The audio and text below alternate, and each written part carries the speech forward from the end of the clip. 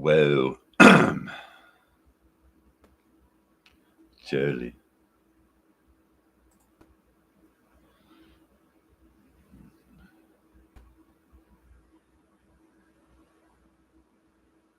Well, it's like a do-wacka-do, maybe? No way, man. How about that? Good morning, peeps. Good morning, you bunch of weirdos. Can you hear me okay? I'm hoping you can hear me okay.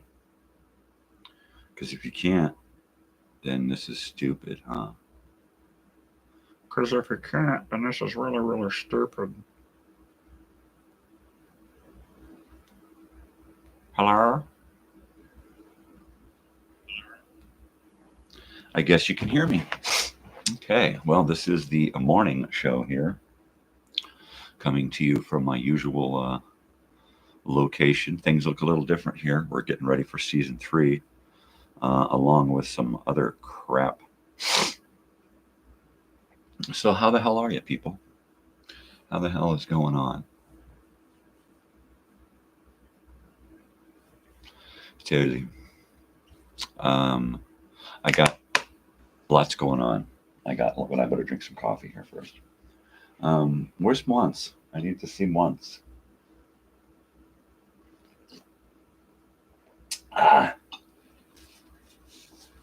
Órale, ¿cómo le va, mi ese? ¿Cómo estás, muchachos? Totally.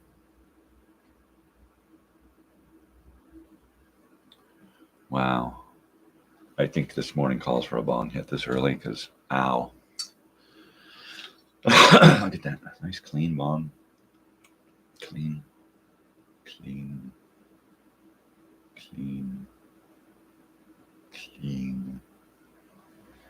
Out of my head. There we go.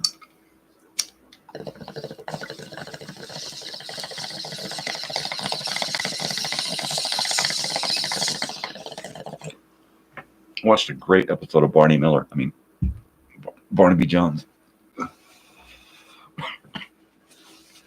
Not Barney Miller.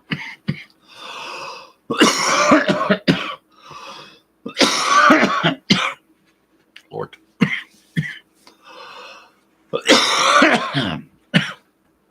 Old lungs. So saw a great episode of Barnaby Jones last night with special guest stars. Mark Singer, if you remember the Beastmaster movies with Mark Singer. Tanya Roberts was also in one of those, I believe.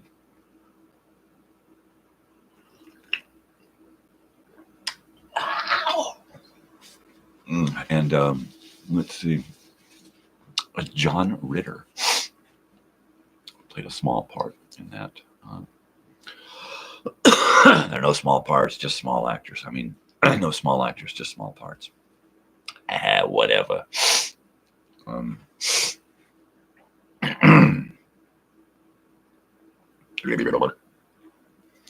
Well, I know things look kind of weird. You're looking at my computer screen.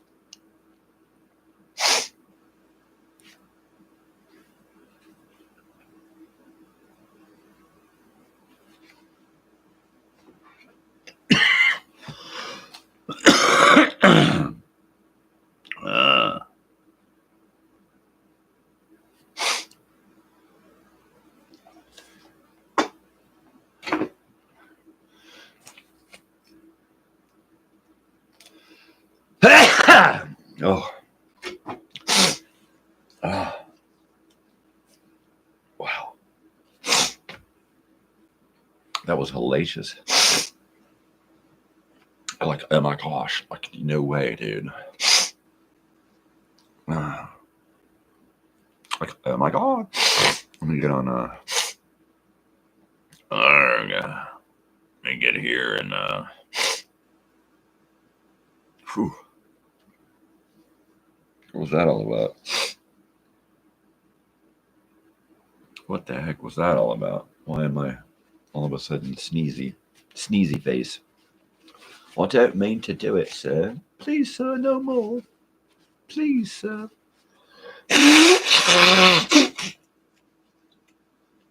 Oh, boy, but that sounds nasty.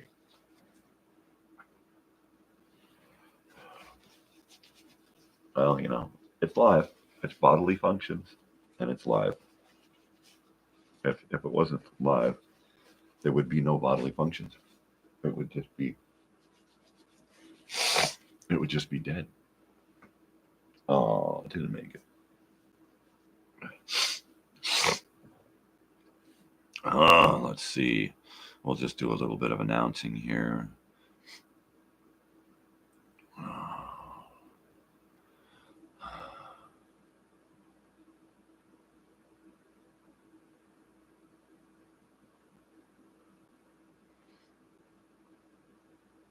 Boogie, boogie, boogie.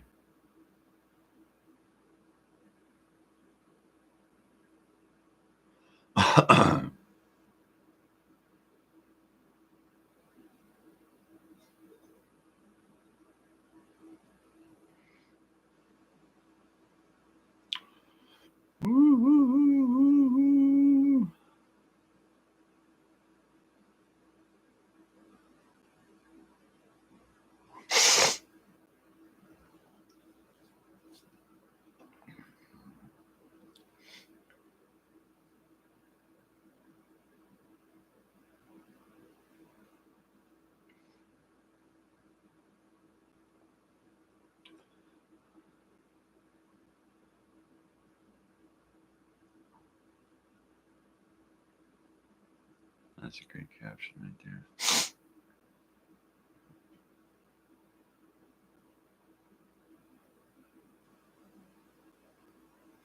Wow, that's pretty cool looking. Me sitting here at my desk, looking through the computer. Even that's a cool shot there. I like that. I totally dig it. Let's see if anybody tunes in. I ain't counting on it. You know what I'm gonna have to do? I'm gonna have to set this shit up so I can go totally live, like round the clock, because that whole telephone thing is kind of getting my juices flowing.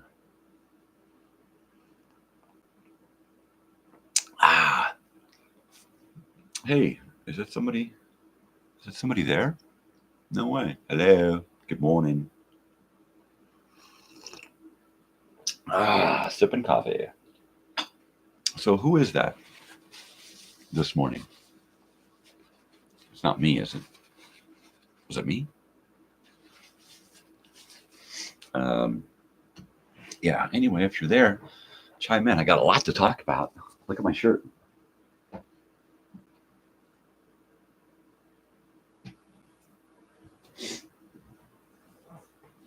There you go. I've got almost 70 shirts now. Shh, don't tell anyone. Almost 70 t-shirts like this. Not just like this, but, you know, novelty shirts, concert shirts, that kind of stuff. I just love shirts. I just love shirts. I think, gosh, I can go through like 3 seasons, I guess. 32, 30 touch, well, almost 3 seasons I can go through without wearing the same shirt twice. I know that's weird, but what are you going to do, right? I'm just a crazy old weird bearded guy out buying records and stuff.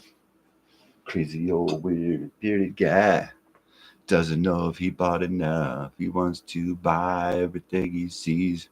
He wants to bring home whatever he please. So you better look out. He said it back to the vintage store.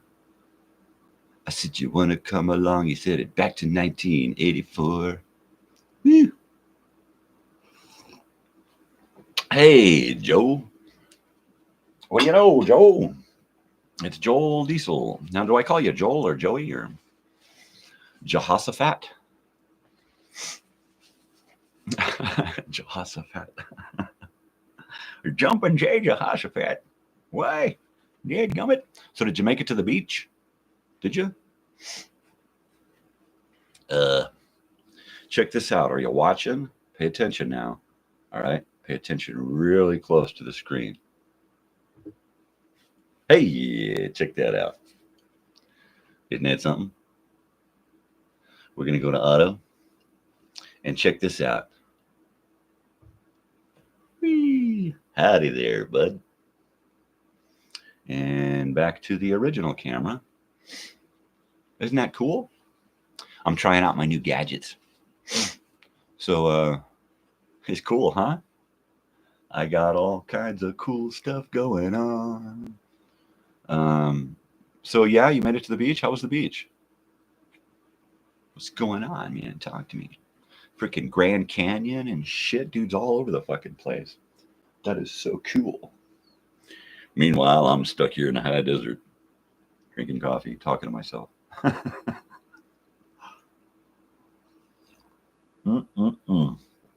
Arg. Totally, dude. Every time I go to the beach, it's like, yeah, that's just like it's like the movie Vacation where they go to the Grand Canyon. They're still like, yep. Okay, back in the car. Humans, we're so funny, huh? All right, yeah, let's go, let's do it. All right, we're here. Let's do something else now.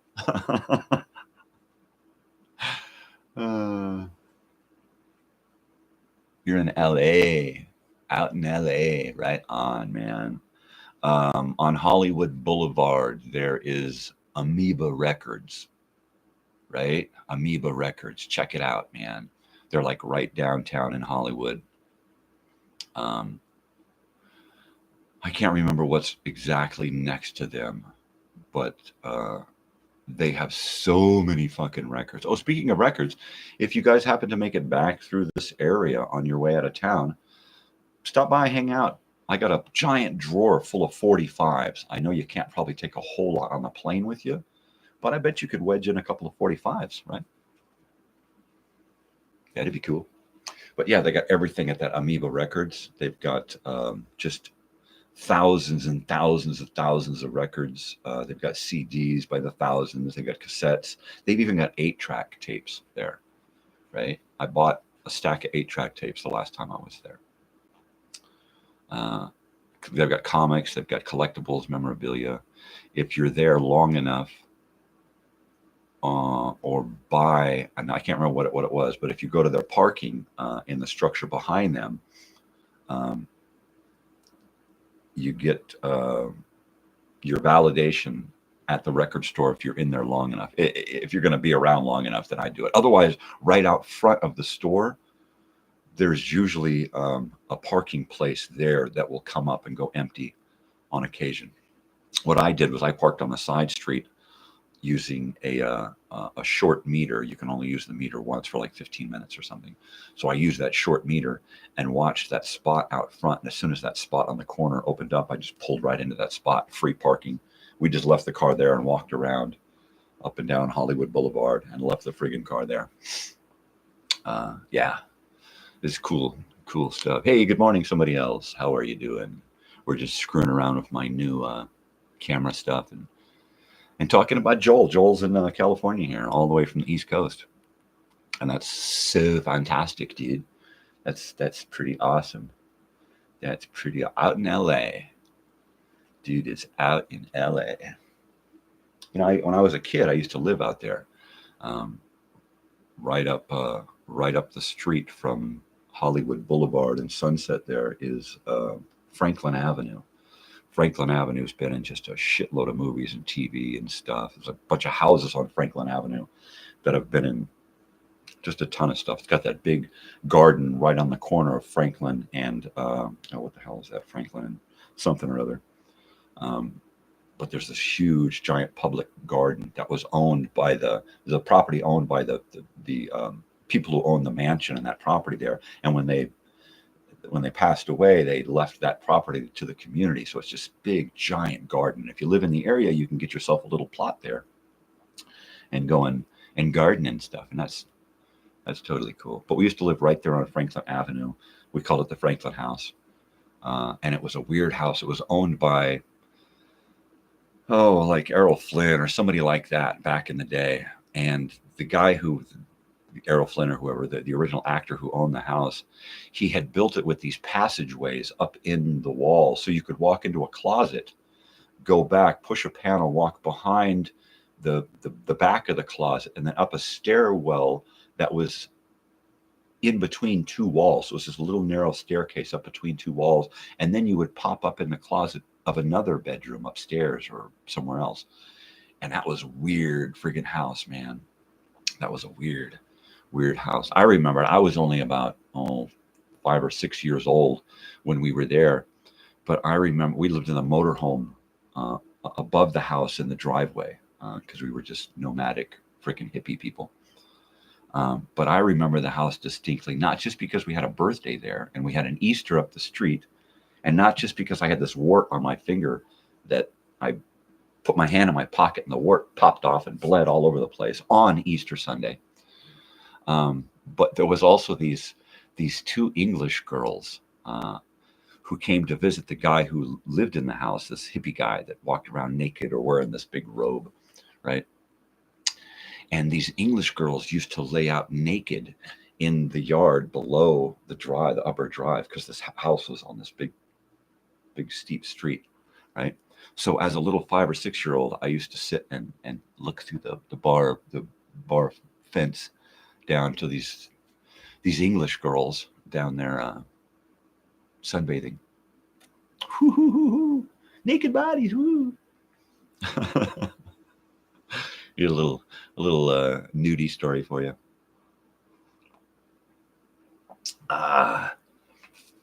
Yeah, so let's see. We got that other viewer there. Check this out. You didn't see this. Here, check this one out. Woohoo! Check that out. We got special effects now. That's one of my HD cameras. This is another one of my HD cameras. And then we're going to go back to my computer screen, which has got my old camera here, my old morning show camera. And it looks like a computer screen because I'm running that camera through my laptop and then into the mixer, because that camera is a USB camera. And these other two cameras, this one here and this camera here, are HDMI cameras. So they have a different signal, and my old USB cameras won't work with this mix unless it's piped through my computer. So I got one laptop over here with my old cameras running into it. And what's neat about that is I can go and I can play this stuff on my whatchamacallit. See, I can just pop things up. And now I'm playing stuff for you. Of course, I haven't got the sound coming through yet, so you can't hear what's on my computer screen. But I can play stuff for you now. So I'm going to be able to do slideshows. I'll be able to bring pictures to you in the morning and show you other stuff from my past. I've just got hundreds and hundreds of photos of my childhood, as well as just thousands and thousands of photos since my childhood. Hundreds of thousands, as a matter of fact.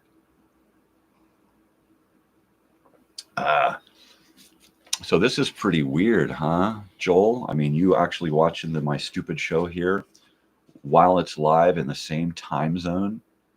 Dude, that's like, wow. That's heavy duty. That is pretty cool. I mean, I've got, friends around, like my sisters. My sister might be watching right now, or it's my brother who's like on the crap or getting ready for work or something. They won't chime in. Well, my sister might. But yeah, my brother. What you gonna do, huh? My coffee's getting cold, which means I gotta stick it in the nucerator So I'm going to switch back to this cam. Right. There we go.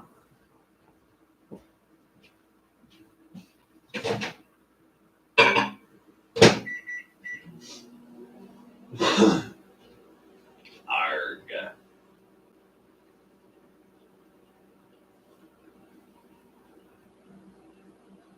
Yeah,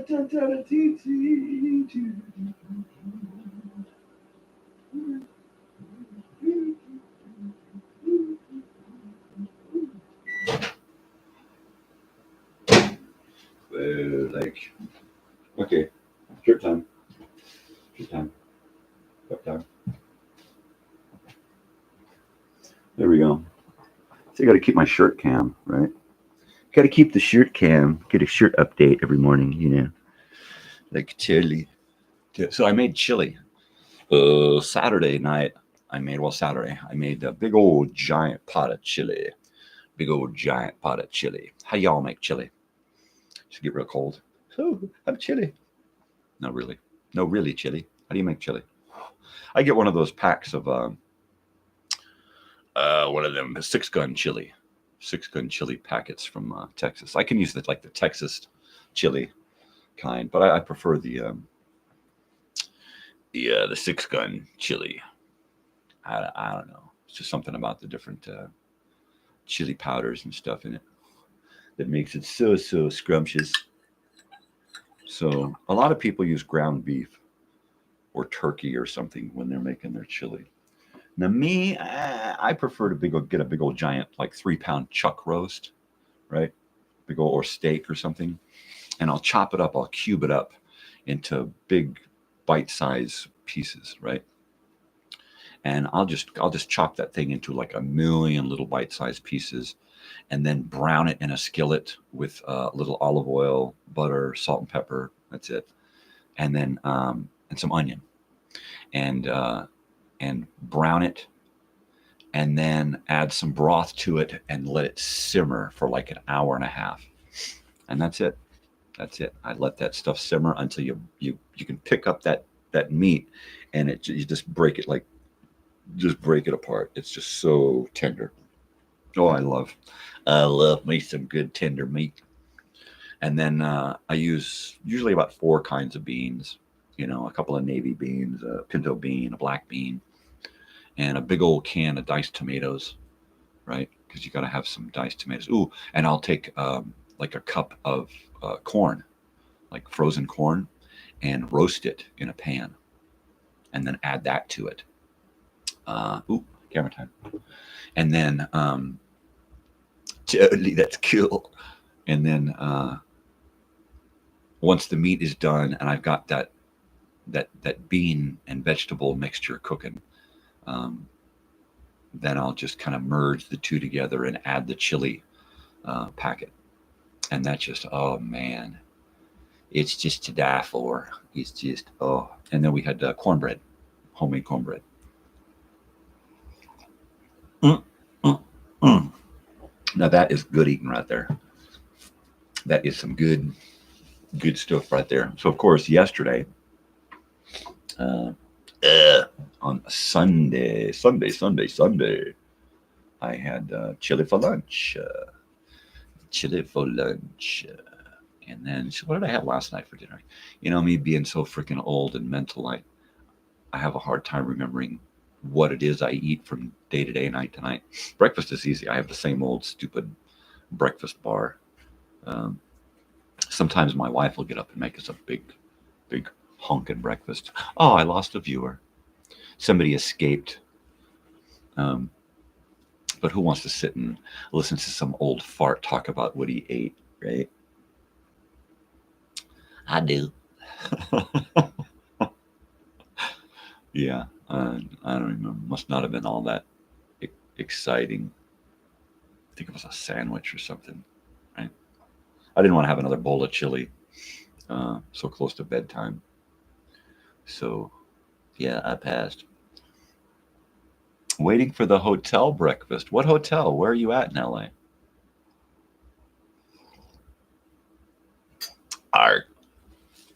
Some kind of.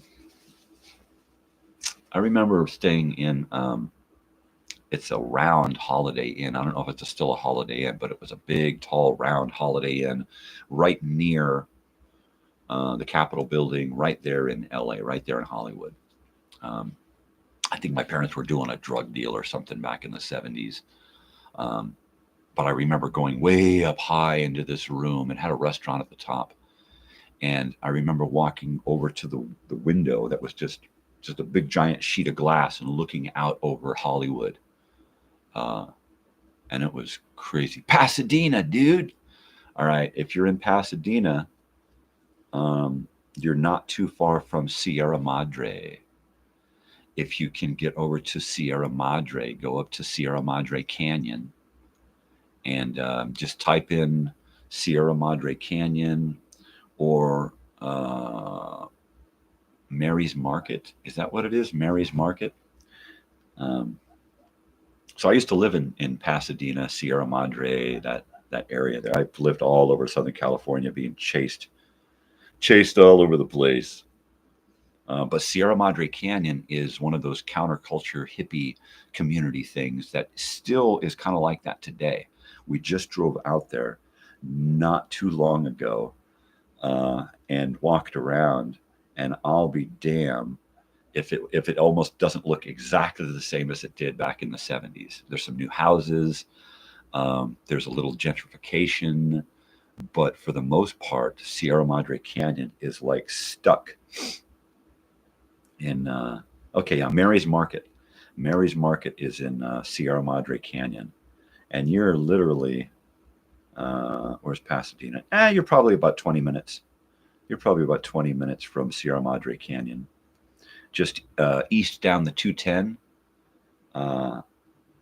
to Baldwin. Yeah.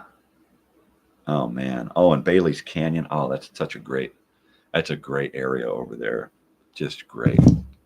This is fantastic. But if you do get to Sierra Madre Canyon and you go over to Mary's Market, they serve food in there. You can stop in and have lunch. You can grab a drink. One of my favorite stories from Mary's Market, Sierra Madre Canyon, is my brother once, him and his friends, Gilligalt and Ransom, decided they wanted to go down to the wash that is like right down to the center of Sierra Madre Canyon. Big concrete and rock channel, right? And it seemed huge as a kid. As a kid, it was like giant. And we went back and looked at it recently, and it looked so small. It looked like a little tiny creek, right? Just a little tiny little concrete stone wash. But so my brother and his friends wanted to walk down the wash to see how far it would go and then see where it came out. And that was pretty neat. It looks like Joel went for breakfast.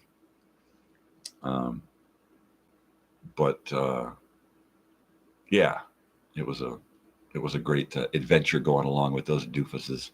Hey, Robert, are you there? Doofus number one. Well, if Joel's going to eat, I'm going to eat too. I'm going to eat my cereal bar.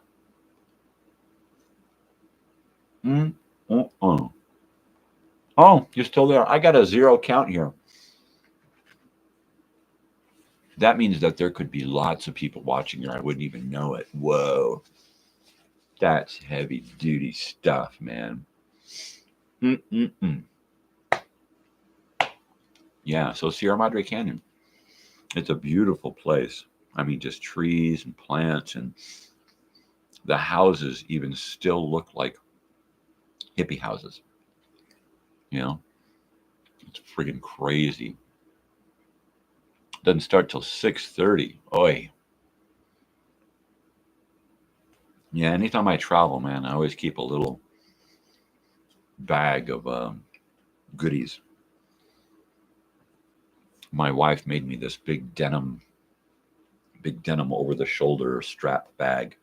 I can fit a laptop, some paperbacks, water, food. I mean, first aid. It's like a pair of jeans from the waist to like a pair of shorts, right?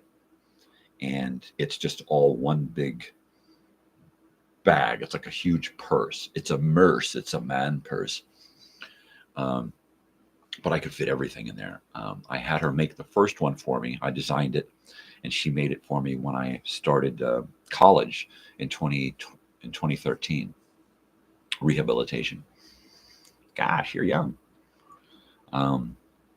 And while that one got worn out, and I had to just give up using it, I had to make me another one. And so now, anytime I go in the car on a trip out of town anywhere, I take that bag with me, and then I'll just go around the house and I need a little of this, and I need a little of that, and a little of this. And my wife and daughter collectively take less shit with them anywhere they go. And I'm always, all right, I'm ready. And I got all this luggage with, we're just going out of town for 2 hours. What, I don't have enough? Yeah, what a kook. What a kook.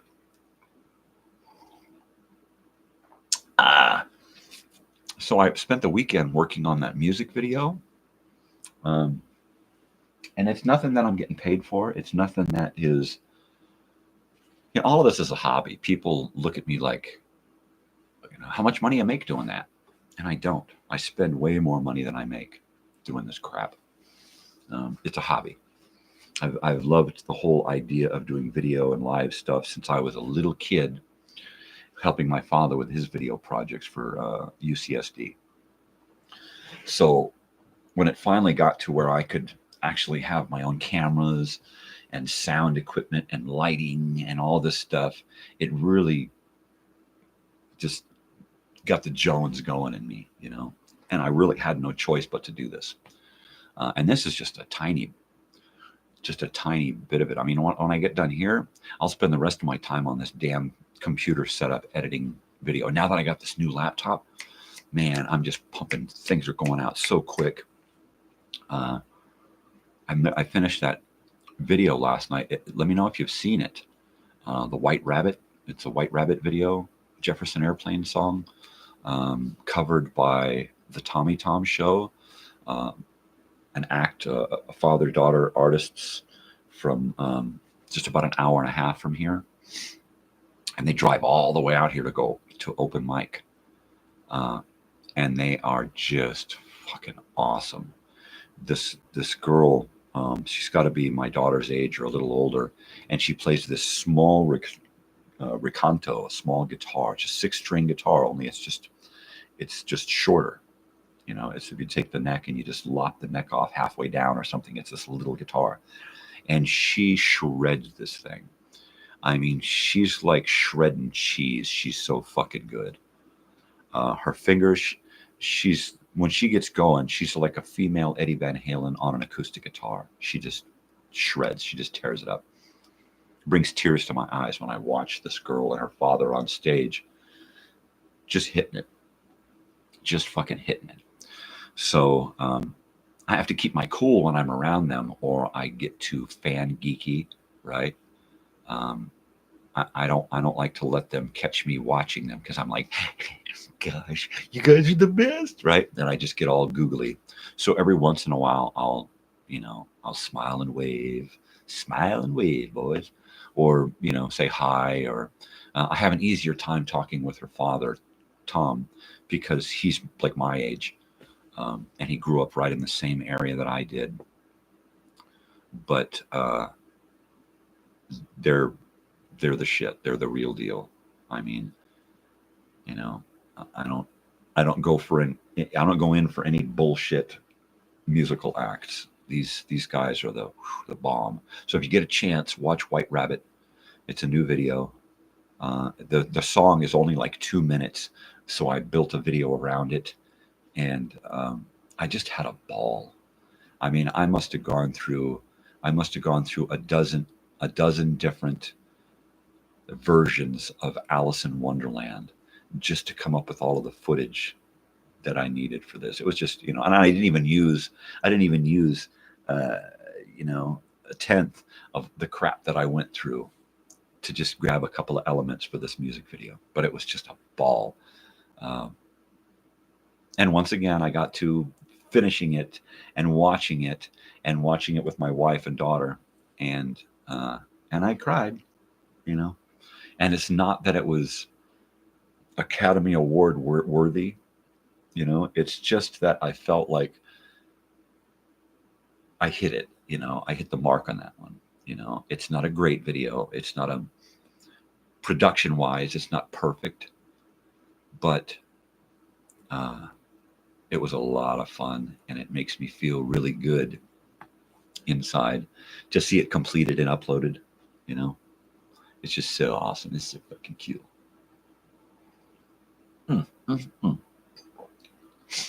How coffee can cool down so quick. You're talking there for hours. Come on. No, really. It's only been a half an hour here.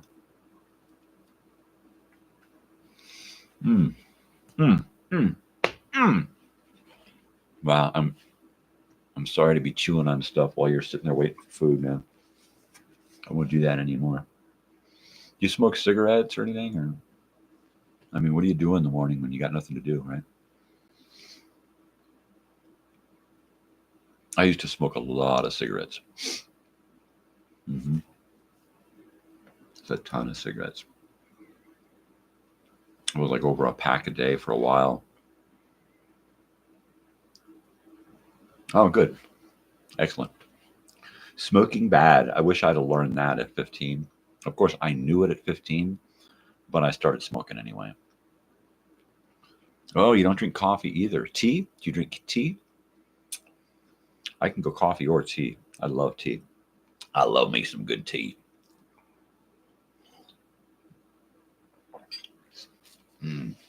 Oh, yeah. But, yeah. I drink yerba mate. Are you calling me mate, or is that yerba mate? What's a yerba mate? I drink yerba mate. What the hell's a bloody yerba? Yerba mate. It's not like coffee mate. What is a yerba? It's not a myba, it's a yerba. Dude, man, he's so fucking weird. He keeps talking weird stuff. I just don't understand. South American herbal drink. Ooh. Yerba. Where's my notepad? Look it up. I'm going to write it down right now. Yerba, mate. Nice. I love to learn new stuff. I will totally check it out. Totally. Yeah. I mean, I just, my whole life now is about saying yes. I feel like Jim Carrey on that movie, Yes Man. I really do sometimes, because somebody will just say, hey man, you wanna, and before they can even ask me what it is I'm saying, yeah, okay, let's do it. I'm not talking, skydiving or bungee jumping, even though who mentioned, it was my wife. It was my brother. My brother, I was talking to him the other night, and he said, dude, if we're going to do something, let's like go skydiving or something. And I'm like, what? Where the hell did that come from? Now all of a sudden my brother's freaking wanting to jump out of airplanes. Okay. Yeah, why not? Sure, I'll go for it. It seems a lot safer than doing the hang gliding thing, which was really popular in Elsinore back in the 70s and 80s. Now everything's so developed. Even where they used to take off up on the mountain is really developed. And now there's no place to land down off the mountain. It's all homes. There used to be these giant open fields down at the bottom of the mountain where the hang gliders could go out over the lake and come in and then land. And now there's just no safe place for them to go down. But yeah, I mean, parachuting, that seems like a lot of tandem jumping, right? You'd have to have a lot of skydivers with us doing the tandem thing, because they're not going to chuck us out of planes by ourselves, right? So it's going to have to be a tandem jump. And how many people are going to go up? That's a lot of skydivers at one, for us to all go together. We're going to go up in shifts. I don't think I could do, I'd have to go up in the first shift, or not at all. I mean, I don't know. I've got no trouble putting off worrying until the last second and then just jumping in and doing it without, fear of turning into a big baby. But if I got to wait and wait and wait and wait, oh, to hell with it. It's just too much torture, right? Take us all up in a plane, strap us to some other idiots and chuck us all out, I'm game. Why the hell not? You only live once in this life, right? Oh man, I gotta warm up this stuff. I'll be right back. Just don't nobody go nowhere, man.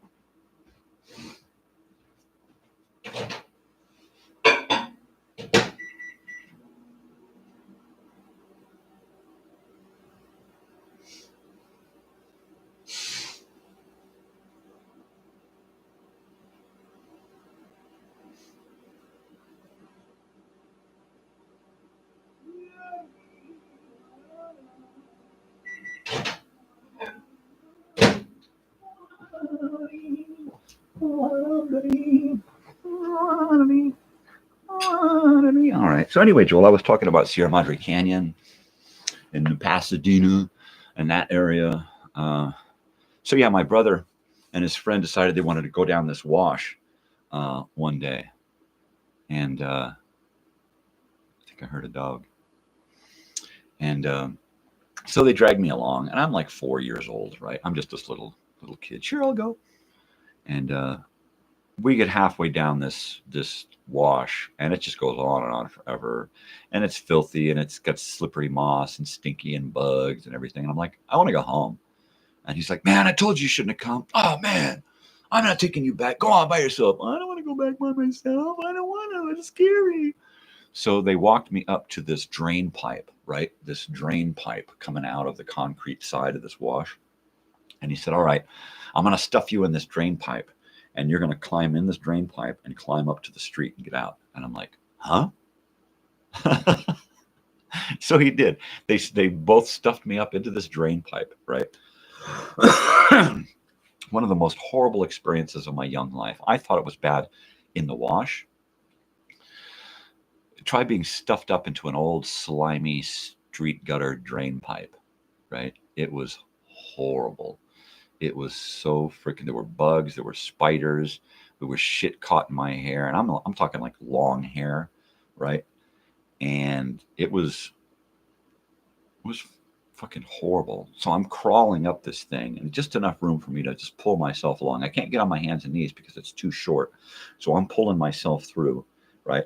And I get up into one of those boxes where all the drains kind of go in, and then it fills up and then drains out another way. And I get into there and fall into that, right? And that's not where I'm supposed to be. So I have to now pull myself up and stuff myself into another drain pipe that's smaller, right? So I'm now in a smaller drain pipe, pulling myself through, thinking, oh my gosh, I don't know where the hell I'm going. I hope I get out, right? So I'm dragging myself through this drain pipe, and I finally get to the end, and it's another little box area, and it's got this cage grill thing over the top of it. And I pull myself into this little tiny box thing, and I'm sitting in there, and I can't get the grate. I can't get it off. It turns out that it's locked, right? And I can't. So I'm a little tiny kid, 4 years old, trying to push this thing, and I'm done. I'm frustrated. I can't go back that way because once I get to the other side, it's too far of a drop back down into the wash, and my brother and his friend are gone. So if I go face first out, I'm going to go face first down into the wash. So I'm stuck. I'd have to back myself out, and I can't get up into this thing backwards. So I'm stuck, right? Little fucking 4-year-old kid stuck in this wash. The wash happens to be like 15 feet across, 20 feet across the street is Mary's Market. Old lady Mary is in there in this market. And she hears me screaming, crying through this grate. Help, help, I'm stuck, help, right? And she comes out scratching her fucking head like, how the fuck did you get in here? What the hell, right? And she knows me because she knows my parents. Everybody knows everybody in this little canyon, right? So she's looking at me. She's like, how the heck did you get in? So it's my brother and his friend. It's like all those little bastards, right? She doesn't have a key to this thing. Nobody has a key to this thing, right? It's a city thing.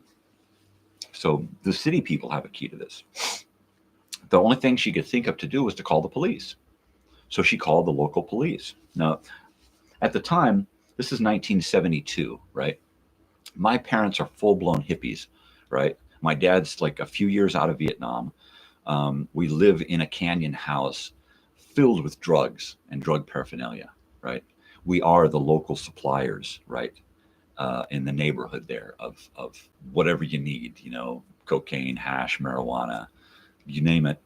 My parents would have gotten it for you, right? So Mary calls the police to rescue me, right? And wouldn't you know it, a motorcycle cop showed up, right? And he was just a local Pasadena or local sheriff, county sheriff, but he was just a local cop on a motorcycle. And he showed up, and I look up at this uniformed guy with this helmet on. He pulls off his helmet and tucks it on. He's looking down at me. He's like, how did you get in there? My brother and his friend, and we're going to mark. He started crying again. So he's just like, all right, don't worry about it. Don't worry about it. So he figures out how to get this lock off of this. I think he just breaks it, right? Borrows a crowbar from Mary and just snaps this lock off and pulls me out of this thing, right? So my parents have raised me to not trust police, right? So this cop asks me my name, and I just, I don't tell him anything. And I got to get these dogs. Hold on a second. Don't go nowhere.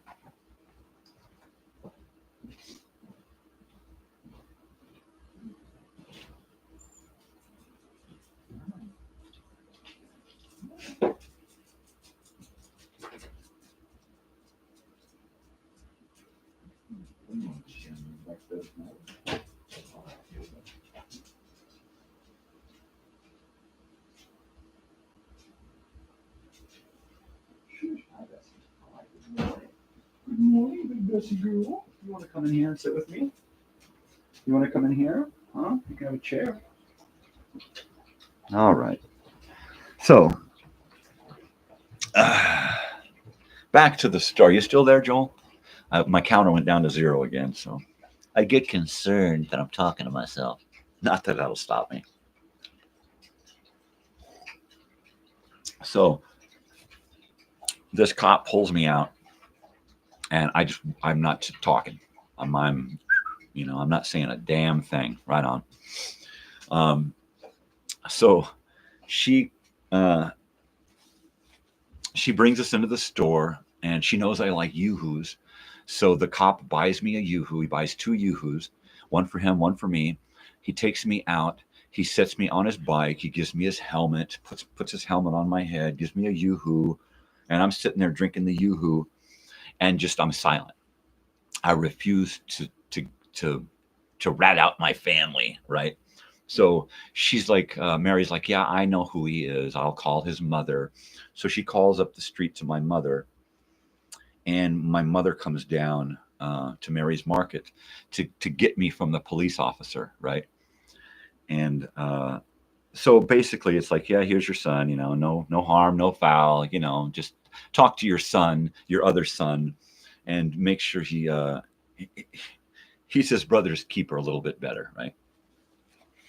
And she's like, oh, wow, thank you so much. Oh, come on, Mike, let's go. Let's get you home and cleaned up, right? And as soon as we turn the corner, right, away from Mary's Market, I just get the screaming, how dare you bring the cops? What if they'd have come to the house? And yada, yada. So now all of a sudden I'm the bad guy because all of these things happened, which forced me into a position where somebody had to call the cops to rescue me, right? But I was the bad guy because the cops were involved, and it was my fault. And I just remember feeling so horrible about everything that had happened. And then I felt horrible, magnified, because it was like I felt like I would have been better off just staying in that fucking hole and waiting for somebody to come get me. Well, where's Mike? Well, we stuffed him up in this thing. Well, where is he? I haven't seen him all day. Did he come home? No. Well, let's go look for him. Oh, look, there he is in that hole. You know, I felt like that would have been better, right? That was one of those real early learning experiences where I realized that you got to take care of yourself no matter what. You know, even your friends or your family, they ain't going to give a shit, you know. And if they do, it's mainly they're going to give a shit about how you made them feel, or, you know, what uncomfortable position you put them in. You know, I used to get in trouble with my father all the time for acting like a kid, or for doing things that a kid would do. You know, we'd go out in public and we'd have to sit on our hands. We couldn't say anything because if we acted like kids, it might embarrass him, you know. And that was pretty fucked up. Growing up knowing that you couldn't be yourself because you might embarrass this guy. You know, it's like, dude, get over yourself. You know, we're fucking kids. We ain't supposed to act like kids. Come on. Yeah, but that whole hippie counterculture place there in Sierra Madre, oh man, just I don't know if you can see, but let me change cameras here. I got this scar on my forehead now. You can see it right there. You see it right there. I got this scar here on my forehead. So I got that in Sierra Madre Canyon when I was a little kid, about 4 or 5 years old. We were hiking Bailey Canyon that goes up into Sierra Madre Mountain, up in the behind, goes up and then over and then back into the falls. We were hiking up the Switchback Trail, and the dogs ran straight up the hill and created an avalanche of rocks and debris and shit coming down. So I got nailed right in the forehead. My sister got nailed right in the forehead. My brother got nailed in the back. I believe we all still have those scars. I know I still have mine. And my father got beat to shit because he was running around trying to protect us all. So he just got all fucking beat and battered up. But I remember that trail a lot when we were young because we used to hang out at Bailey's Park. My father used to do drug deals there. Instead of having people come to the Canyon House, he'd meet them at Bailey's Park. And then when we moved out of the Canyon House, we'd go back to Sierra Madre Canyon to do stuff. And he'd leave us kids at one of the parks in town. And that was, I remember a lot of parks in LA and Hollywood, Pasadena, Sierra Madre, all over Southern California. Parks. You know, if they had to do a drug deal, chances are we were going to be sitting in a car or a motorhome alongside the street somewhere or at a park. They would dump us off at a park. All right, you guys hang out at this park for a little bit. We'll be back in about an hour with lunch, right? And then they'd show up without lunch. It's like, oh, right. Oh, let's go get something to eat. But yeah, they were really good about making sure that they got their drug deals done, you know, whatever cost, you know. But I guess for the most part, you know, I'm thankful because if it wasn't for those drug deals, we wouldn't have had, you know, food.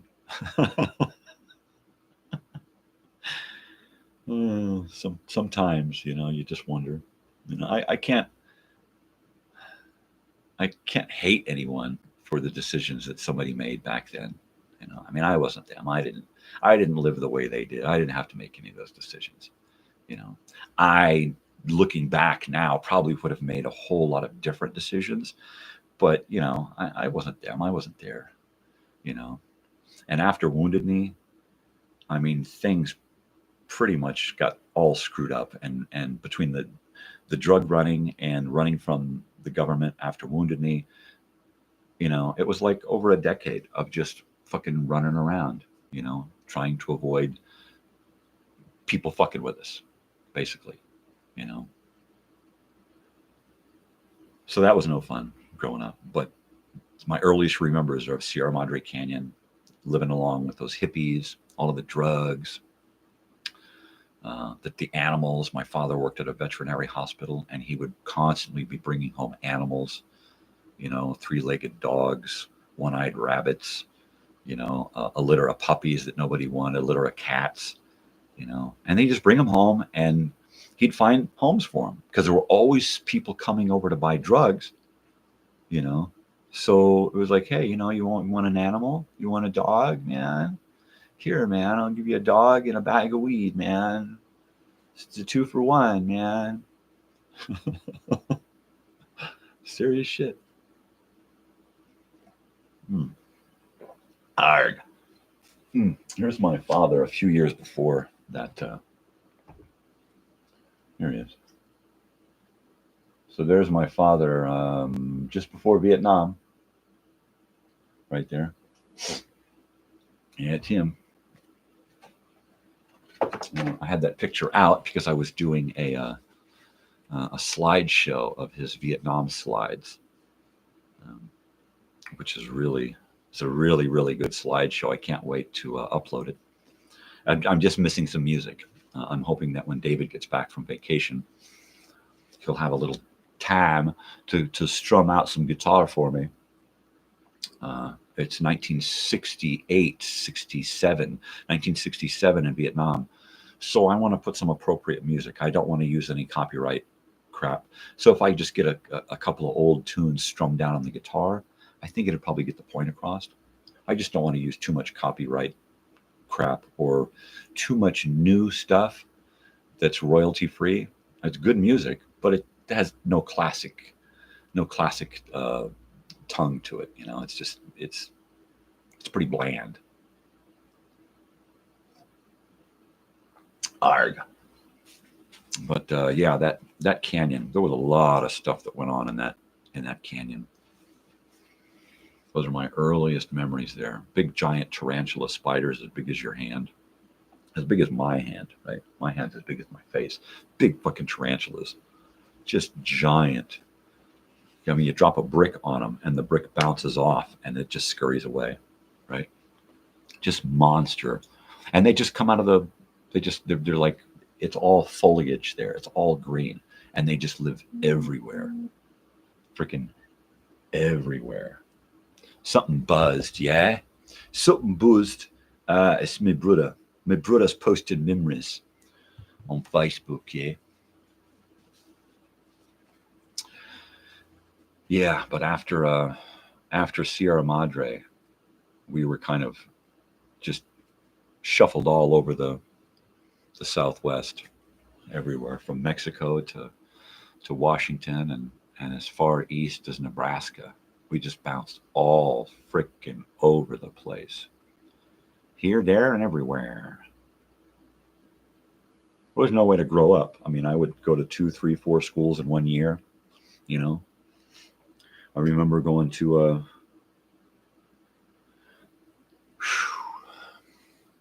Red Cloud Indian School in Pine Ridge, Niobrara, Nebraska, over there near Wounded Knee.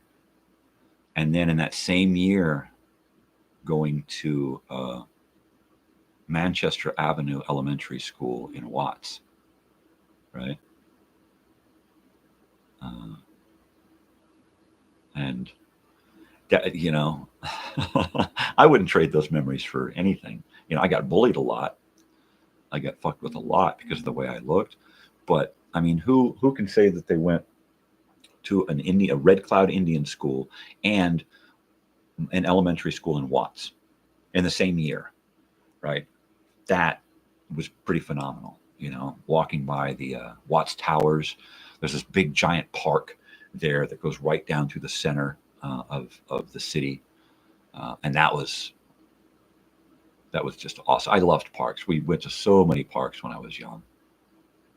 There's this park next to what is that? The Norton Simon Museum in Pasadena, and there's this like military museum that we used to go into all the time, and you'd buzz on the door and a Marine would show up at the door and he'd open the door and he'd let you in, and you could walk through this little museum foyer of this thing for free and push little buttons and listen to these little commentaries on what you were seeing, uniforms and flags and whatnot. And it was really cool. And then right next to that was this huge giant park, and it had these pine trees that kind of grew at an angle, so you could just walk up into these trees, right? We used to take our dogs walking up into these trees, but the Rose Parade goes right in front of that. In fact, when you watch the Rose Parade on TV, you see that museum right there, that Norton Simon Museum. And the park right next to it, all those trees. And then, of course, there's a parking lot right next to that where they house all of the floats after the Rose Parade. And you can go and see them. All right, I'm going to kill some pain. Don't nobody go nowhere.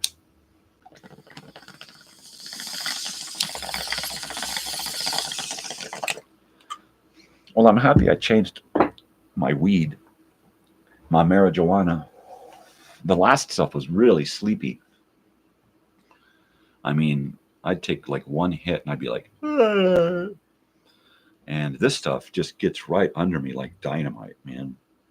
I mean, I have gotten so many things done over this last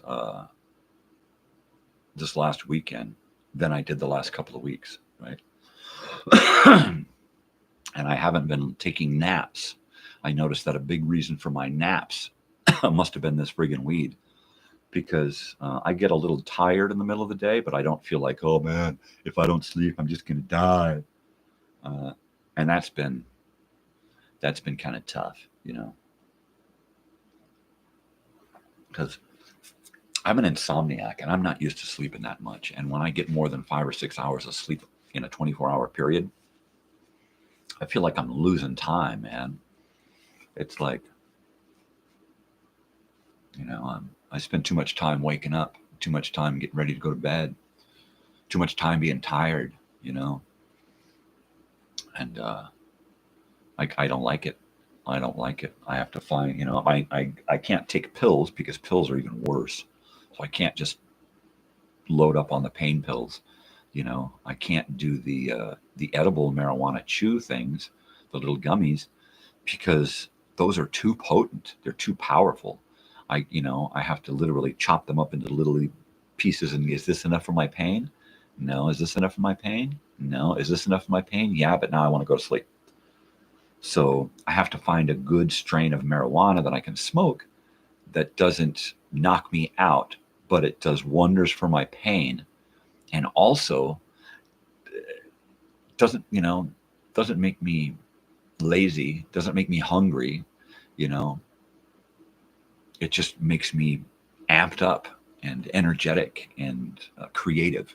I love that creative buzz weed.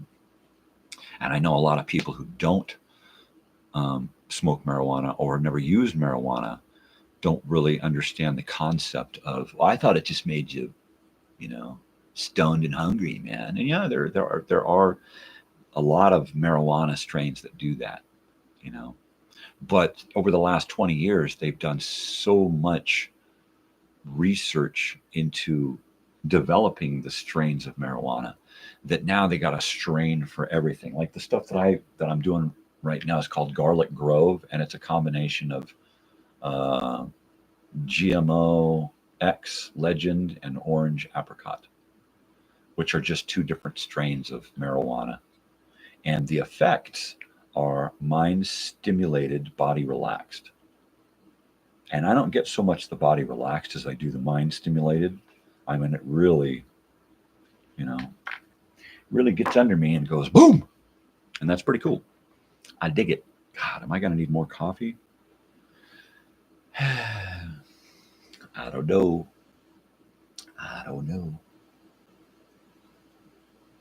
So there used to be this motorhome sales and rental place right there off the freeway, right off the 210, right there on Baldwin, I think, in Sierra Madre, right? Just down the freeway from Pasadena. There was this, I don't know if it's there now, there was this RV place. Probably not.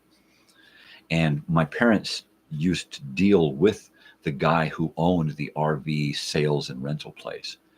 And he owned the motorhomes and he owned the place, and he was a pretty well-off dude. He had it made, and my parents used to deal with him, getting drugs from him, getting drugs to him. My parents worked for him, taking a motorhome. He would get a motorhome and give it to my parents, and my parents and us, we would all, as a family, we would drive down to Mexico. We would go see his people down in Mexico.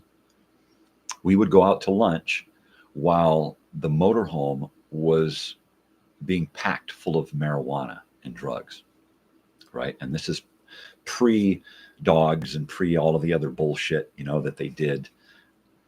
There were no X-ray scanners and all that crap. So it was pretty easy to pull this kind of shit off. So we'd hand the motorhome off to these people, and they would drop the dump tank, and they would pack the dump tank filled with marijuana, right? And then they would bag off the out from the toilet so that you could still use the toilet, and it just was diverted into a small little thing, right, for appearances. So we would, as a family, right, it was easier for us to go back and forth across the border. We had a wonderful time.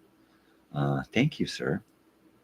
And so we did that a lot, which is how my father was able to work just a little bit and go to school. At the time, he was going to Pasadena City College. So we went from Sierra Madre Canyon down to Pasadena City College, like regularly. And I remember going to that campus, Pasadena City College campus, because I hadn't started school yet. And even after I started school, he would still take me to school with him. We had an old Willys Jeep wagon that he had taken out the back seat and turned it and had it sideways in there, and then built a desk so he could get into the back of that old Willys wagon and do his homework. He had a little Smith & Corona typewriter in there so he could write his papers. And he'd sit back there and smoke his pipe and do his homework and stuff. Or he'd write his show. He did a radio show on the radio station at Pasadena, and KPCC in Pasadena, the campus radio station. And so he did a Friday Night Live at 5 show, which is where I took my Live at 5 stuff. So I do Live at 5 in the mornings, and then Friday nights, on occasion, I'll do a Friday night Live at 5. And kind of an homage to the old guy. But I remember sitting in that studio, watching him from on the other side of the glass do his stuff, listening to him, watching the reels and the records, and fantastic experiences and memories that stayed with me so much that it's my love, media. It's where I'm at, it's where I'm happiest, when I'm surrounded by vinyl and magnetic tape, and the smell of transistors and, rubber cables. I'll open up one of those camera boxes and just stick my nose in there and go, and probably getting cancer, but at the same time, the memories that flood back into my head are just, priceless, fucking priceless. In fact, priceless memories. I was trying to, when we went back to Sierra Madre Canyon a couple of years back, and I took my wife and daughter, and we just walked up from Mary's, parked at Mary's Market, and walked up to the path that I used to walk coming down, walked up and around, down the roads, across the little bridges and stuff across the wash. And a lot of it was unchanged. So much of it was unchanged. The house that we used to live in, the little tiny cabin, that was gone. There was another big, giant 3-story house put on its footprint. But the bridge, the little footbridge, was still there. That little footbridge, it was just a little sway back bridge that goes across this wash right behind where the old cabin was. And my father used to go down into the wash and throw up firewood because stuff would wash down from the mountains. So he'd go down there and he'd pick up wood that had come down and he'd just throw it up, right? I remember once he threw up a big old chunk of log, and he tried to get it up out over the fence, and it bounced back and came down, and he didn't get out of the way, and it landed right on the top of his foot and just broke the top of his foot. He limped for a long time after that. And getting out of that thing must not have been fun. But that footbridge, I remember when it became unbearable with the amount of surveillance that was going on in the canyon after Wounded Knee, and there were so many patrols and so many. I mean, there was this house that was above our canyon house, in the canyon, up on the hill, and even before we had gotten back from Wounded Knee in 1973, right? They had set up surveillance, because having known who we were in Wounded Knee, by the time we got home, they knew where we were living, right? So after a while, my father couldn't stay working, because there were always phone calls asking about him, phone calls from the government officials, government people, government agencies and organizations calling, how's Dale Mondry doing? Does he work there? What kind of person he is? Yada, yada, yada, yada, that kind of stuff. It was a miracle that he graduated college there. He couldn't find work. He graduated and got a degree in communications, an AA degree, and he got certified to be on the radio and be a disc jockey. And he couldn't find work anywhere.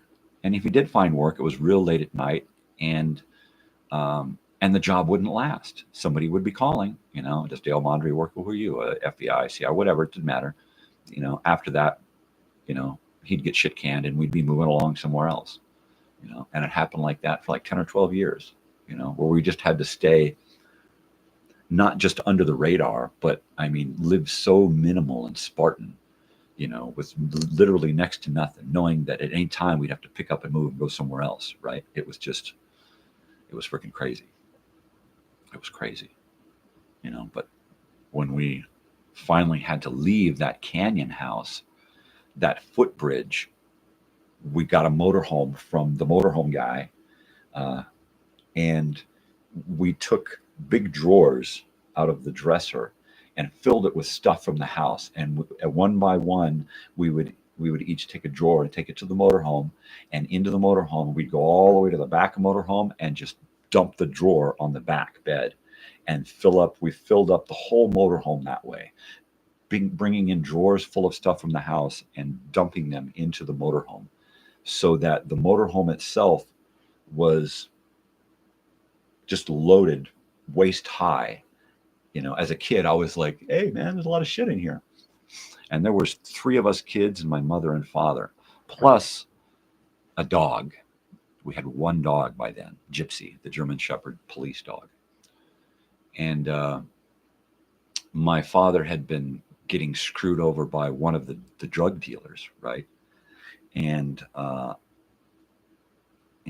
of this stuff was going on with them, and all of this stuff was going on with Wounded Knee and the drug dealers, and we had to get the fuck out of town, and it was this big giant ordeal, right? We had to get away. We were just tired of the fucking bullshit. And we had pretty much no money, right? And my father decided to do a deal with this asshole who had screwed him over. And he's like, okay, you give me the money and I'll go get your shit, right? So we loaded up this motorhome and we drove down to like the Alpha Beta, right? The supermarket. And we parked in the supermarket, and the motorhome was just filled with shit. We went into the supermarket, and my father went and he called the asshole that had screwed him over about the drugs, right? And he's like, all right, come and get your drugs. I'm over at the market, right? And the guy's like, all right, I'll be there in like 30 minutes. Well, my father calls the police, and he tells the police somebody just ransacked my motorhome. We had everything packed up to leave, and they destroyed everything in my motorhome. They just went through everything and just, I don't know what's missing. I don't know what's not. So he gets the police there, right? So under the false pretenses that somebody had broken into our motorhome. So the police, he opens up the, they got a couple of cops there and they're opening up the motorhome and they're going through it, and my father had already pulled out a bunch of stuff and thrown it out onto the ground, right? And he sees his friend. Well, friend loosely, who he's doing this bogus drug deal with, right? And my father's got a pocket full of his money. And the guy is expecting my father to turn over some drugs to him, right? Well, my father sees this guy pull up, and the guy's like, he ain't going to approach my father because my father's surrounded by cops. Well, at the time he sees this guy, my father puts his hands behind his back, right? Just to stand there with his hands behind his back. And this guy pulls in and sees my father start to put his hands behind the back and walk up to the police. And he just leaves. He says, oh, fuck. This dude just got popped. My money's gone. The drugs are gone. Everything's gone. It's fucked. And we never saw that guy again. And my father had a pocket full of money, and he paid that son of a bitch back for having screwed him over. But I thought it was a hilarious story how he used the police to rip off his this drug money from this guy. Just weird, wacky, wild, zany stuff. And so we spent 10 or 12 years just driving around in a motorhome. When we lost the motorhome, it became a tent and a car. And then we got a van, and it became the van. And we drive around and live in a van. And then we got a tent trailer. My mother's father, my grandfather, gave us a tent trailer, pop up, and it pops out and stuff with a tent. And we lived in that for a little while, lived on the beach and stuff. So we went all over the place, just bouncing all over the Pacific Southwest here. And man, we went all over. We'd wake up, one morning and we'd be at Santa Monica Pier, and then go to bed that night and wake up in Parker, Arizona, or Lake Havasu or something, and then wake up at Rosarita Beach in Mexico. And we were just all freaking over the place, Every once in a while, my parents would go, oh shit, they're supposed to be in school. And they'd run us down to whatever school we were near and get us enrolled in some kind of school a week, 2 weeks late for the year. Where you guys been? Oh, we were on vacation, and yada, yada, yada, blah, blah. But yeah, we would just like, okay, we got to get out of this school and go over here now because there's some work over here. Or we can, we got to leave because people are calling, And it was just every single school year was 2, 3, 4 schools. We went to so many schools, I don't even remember them all, right? Woodland Hills, we went to a school up in Woodland Hills. Really neat, weird looking school, these long buildings with these high windows, metal roofs, and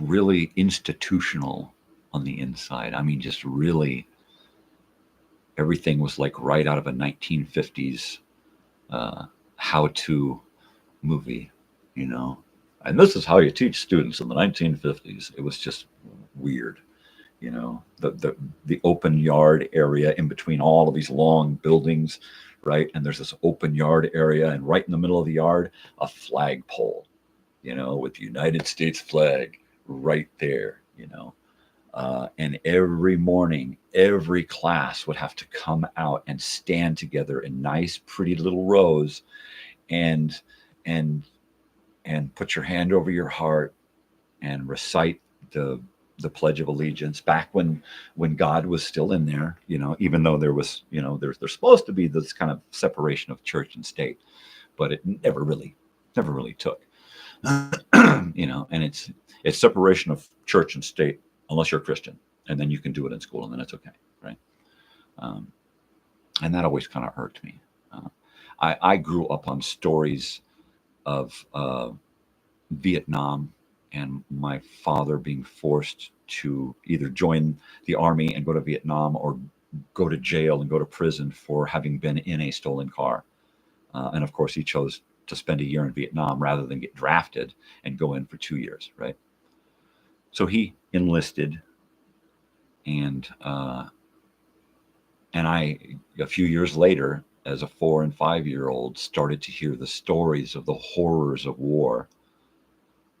And then, having been in the counterculture hippie lifestyle, it was easy for me to not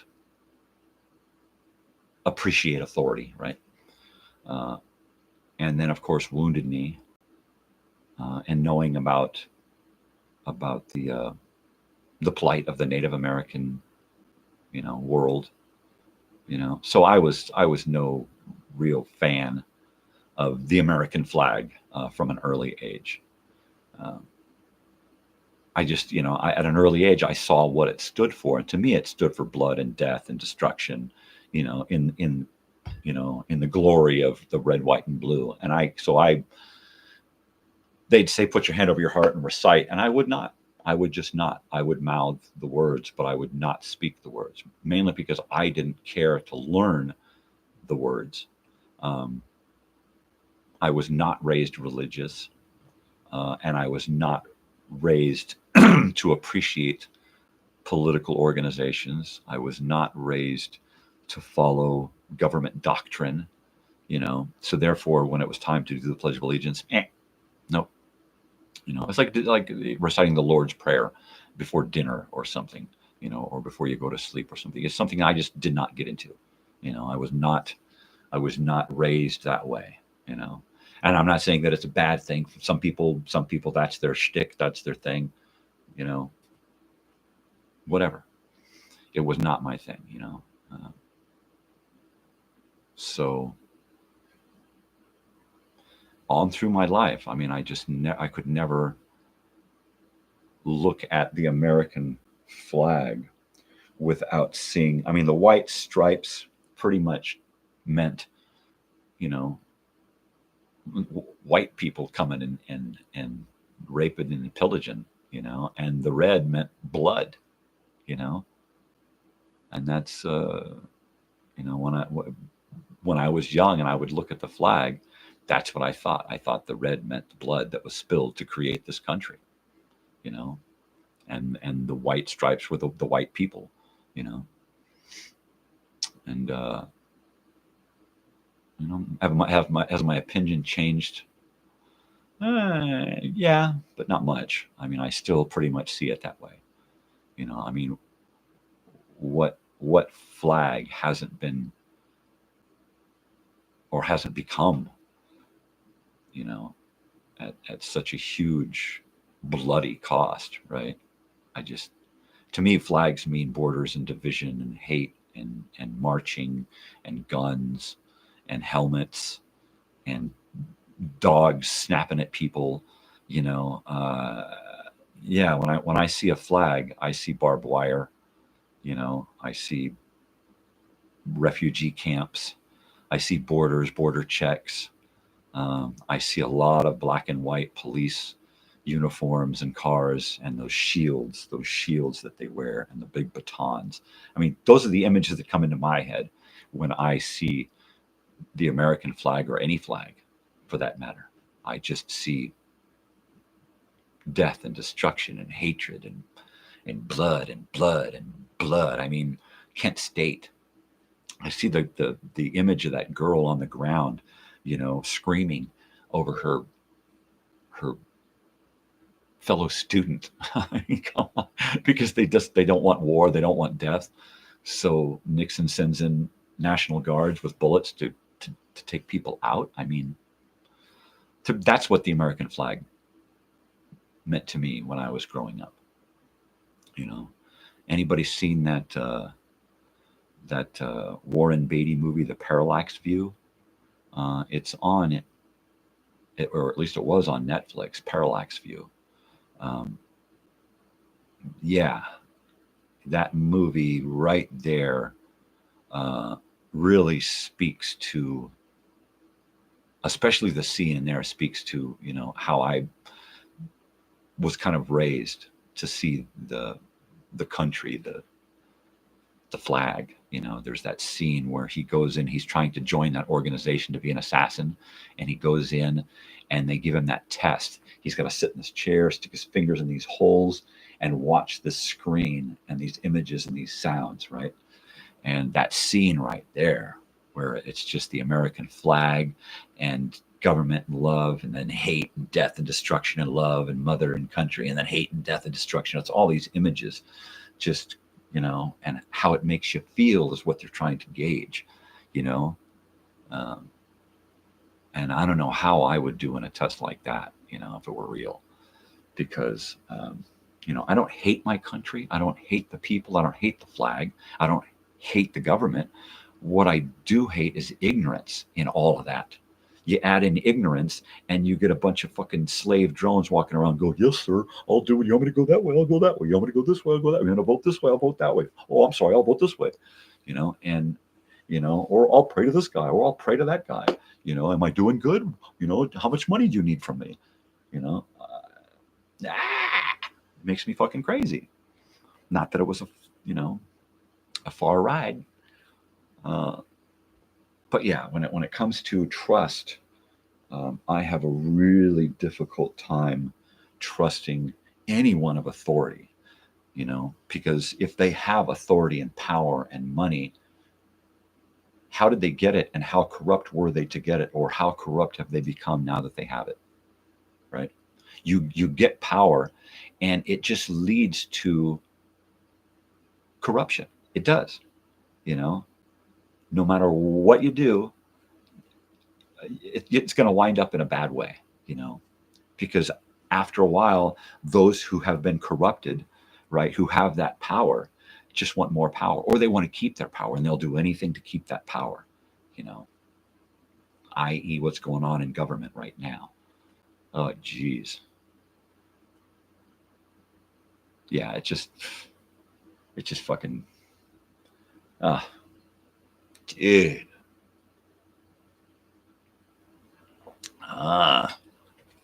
Dude, it's almost time for breakfast. What do they serve down there? Is it like a continental breakfast? They got like cantaloupe and granola and like Krispy Kreme little donut packs. You can get like a banana and some OJ, a little bottle of OJ. Totally. Yeah, man. I don't get to stay in motels too much. Mainly because we don't live. We clean vacation rentals here in this town, and quite often with our daughter in college, we just can't leave town. We have too many obligations, right? We can't get away. There's nobody to take over for us. I don't trust anyone to clean our houses as good as we clean our houses, right? They don't belong to us. We don't own them, but if I'm responsible for a house, it's my house. I will treat it as though it's my home. I'm not going to let somebody clean my house. I'm not going to let somebody stay in my house and that the house that I haven't cleaned to prepare for them. I've got to know every single time, or, eggs and waffles and sausage. Yeah, baby. That sounds fucking awesome. Hot maple syrup. Waffles. Ooh, strawberries and cream. Ooh, my wife, she makes great waffles and strawberries and cream. Oh, it's to die for. It's just to fucking die for. It's some good shit, man. It's some good stuff. I'm telling you. Yeah. Yeah, man. That's fucking awesome.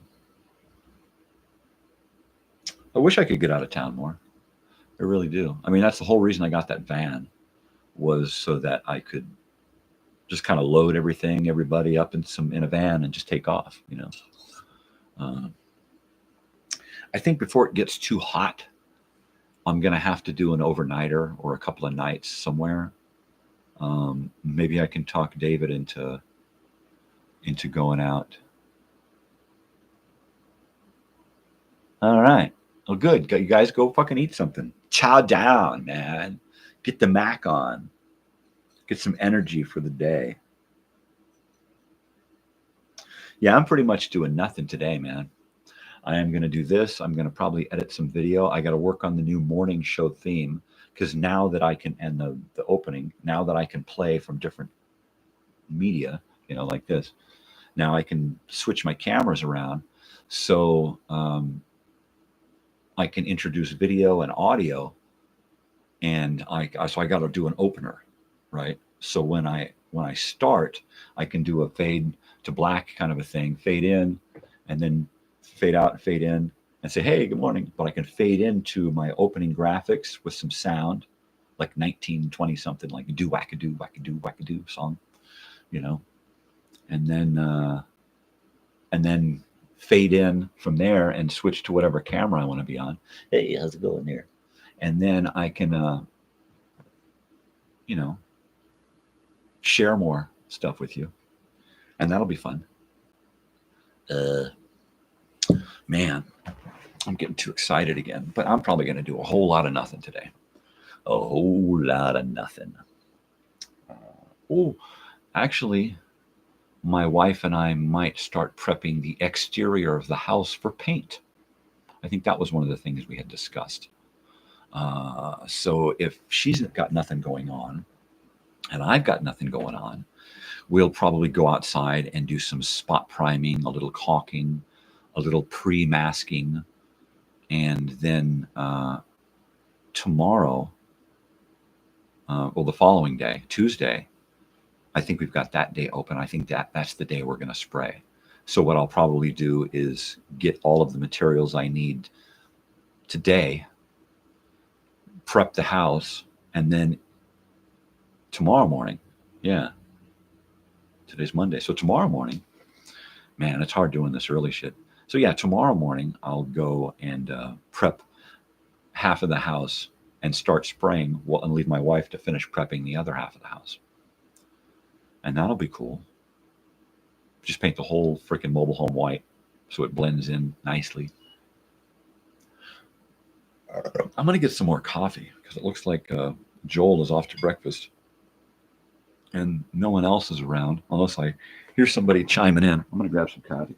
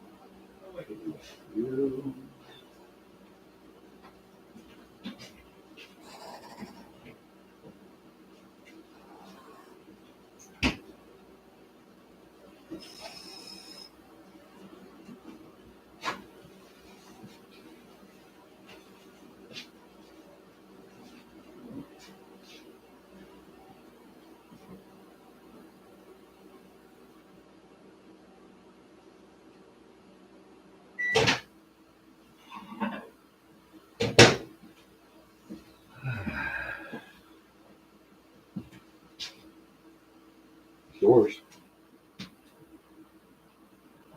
Okay. Well, somebody's back.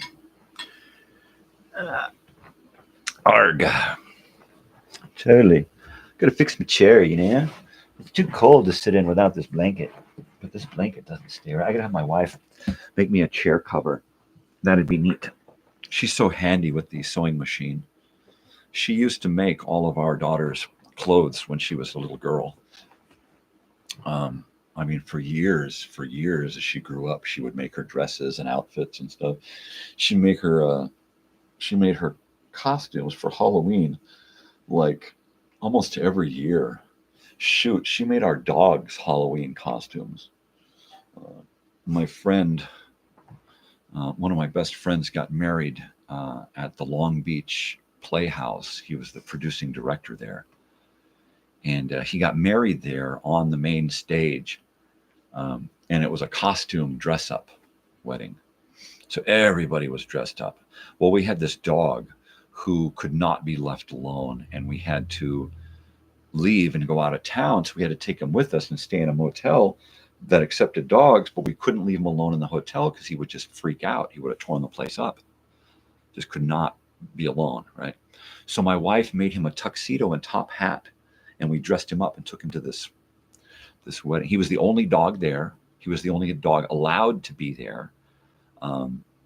And he whined the whole time because I was one of the best men down on the stage and I wasn't right next to him. He cried the whole time. You could hear him on the video of him back there whimpering.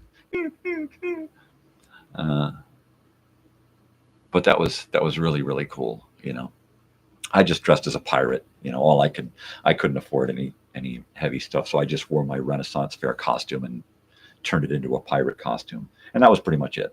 And I was the only one allowed to wear Ren Fair stuff there, just because I couldn't afford it. You know, I mean, literally, that was about 10 years ago, a little over 10 years ago. And it was, you know, quite a different time for me. I was still living in the massive throes of chronic depression. Of course, I still battle with it now, but because of all of the stuff that I'm doing now, I haven't got time for depression. I really don't. I've only got a limited time left on this planet, and I'm not going to use it in self-pity anymore. And that was pretty much depression. You know, I mean, it really ruled my life. I lost entire decades of my life to depression. You know, I lost my hair to depression. I lost my teeth, most of my teeth to depression. My teeth are horrible right now. I'm going to wind up with dentures by the end of the friggin' year. And it just comes from lying around being just fucking miserable all the time. You know, from an early age, a little fucking kid, little tiny kid, I was just miserable all the time. And I couldn't figure it out. I didn't, you know, why am I sad all the time? I don't know. And my parents didn't know. I mean, they didn't really give a shit. I mean, otherwise they would have had me fucking diagnosed or something, right? Put the kid on something. I just got the nickname Crybaby in the family. I was just the crybaby because I was always sad. I was always, you know, at the drop of a hat, I could be fucking bawling about something, you know, and I didn't understand. They didn't want to understand. So I was just the crybaby, you know, and I grew up just feeling miserable, and then even worse because I was just looked at as a crybaby, and I didn't want to be the crybaby, but I didn't want to be sad all the time. And how do I stop from being sad? I don't know. I can't figure this shit out. It wasn't until I got into junior high and started smoking marijuana on a semi-regular basis that I stopped being sad all the time, where I actually was able to go out and make friends. I didn't have any friends before junior high. Not one fucking friend. Well, acquaintances, but I had no friends. And it wasn't until in junior high when I started smoking a little bit of marijuana every day that I was actually able to come out of my shell, you know? And then in the 90s, after the 90s and through the 2000s and stuff, there were big chunks of my life where I wasn't smoking marijuana.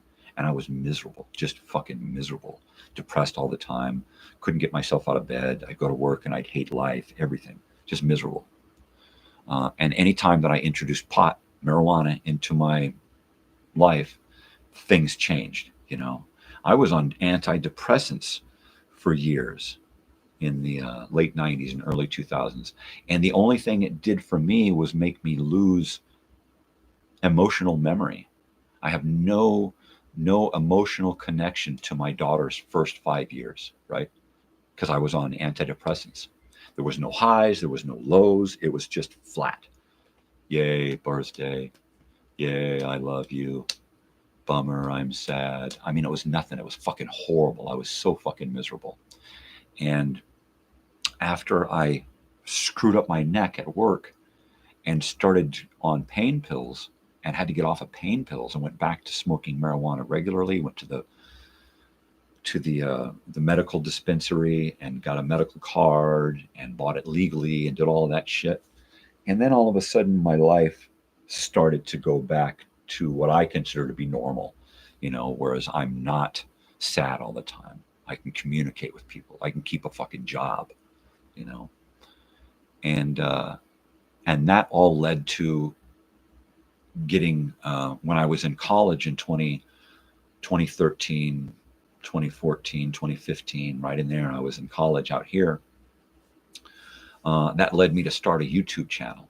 And back then, 10 years ago, when I started this channel, I thought, all right, I'm going to do this, I'm going to do this, and I'm going to do this. And I was doing all of this art stuff and photography and videography stuff in school, and I was all jazzed. And of course, life keeps doing this and keeps taking all of these crazy turns. And so it wasn't until a couple of years ago that I finally uploaded my first video onto the Crazy Old Weird Bearded Guy channel. And that's when I found that I could control my depression and my bouts, long periods of depression, by using my creative outlet. And it took me a couple of years from when I first posted my first stuff to now for me to figure out how to use this whole platform to my benefit, not to make money for someone else, not to make YouTube the best place in the world, not to make myself a bunch of money or to monetize all of this, but to make me happy. And that's all I do this for. I get on here and I talk and I talk and I talk, and I get all of those things out that I need to discuss. But beyond that, this whole video creative outlet thing is just, it's just where it's at, and I can't wait to integrate. God, I look all fucking tired and stoned. I can't wait to start integrating more and more of the old video cameras and stuff. Yeah, I mean, I've just got these great old 1982 Sony cameras. I've got like a half a dozen camcorders. These two HD cameras that we're looking at now. And then I'm going to get one more of these HD cameras. And I think the one that I get to add to this mix is going to be one with an external microphone, an external light, a handle, so that and a widescreen lens, so I can use it cinematically to create better content. I'd like to be able to set up 3 cameras, 2 static cameras and an on-the-go cam, and do live recording of open mic and some of the live music that's just almost every freaking day out here. There's live music going on, and or to create a music video for someone, or to do one of these multi-camera live events from a remote location somewhere. I mean, that's just the bee's knees right there. That's where it's at. That's like, yeah, that's better than coffee and bong hits. It ain't much better than that. Yeah. But so now I'm using what I've got to hold depression at bay, and it really, really, really is working better than I could have imagined, and better than it's ever worked my whole life. I mean, I've thrown myself into stuff before and have been able to put off depression for periods of time, knowing full well that it's going to come and get me eventually, right? But now I feel like I'm not running from depression so much as I'm chasing after depression with a whip, saying, "Get the fuck out of here, you son of a bitch." Right? And that's pretty cool that now I am in the driver's seat. For decades, most of my life, over 50 years, depression has been in the driver's seat. even when I was on antidepressants. Well, depression was everything because the pills, controlled everything. So depression once again was in the driver's seat because of the fucking pills, And now I really don't have time to be depressed. I don't. There every day. There's so many things going on that there's just no getting depressed anymore. I got to do this here because I feel it. Oh man,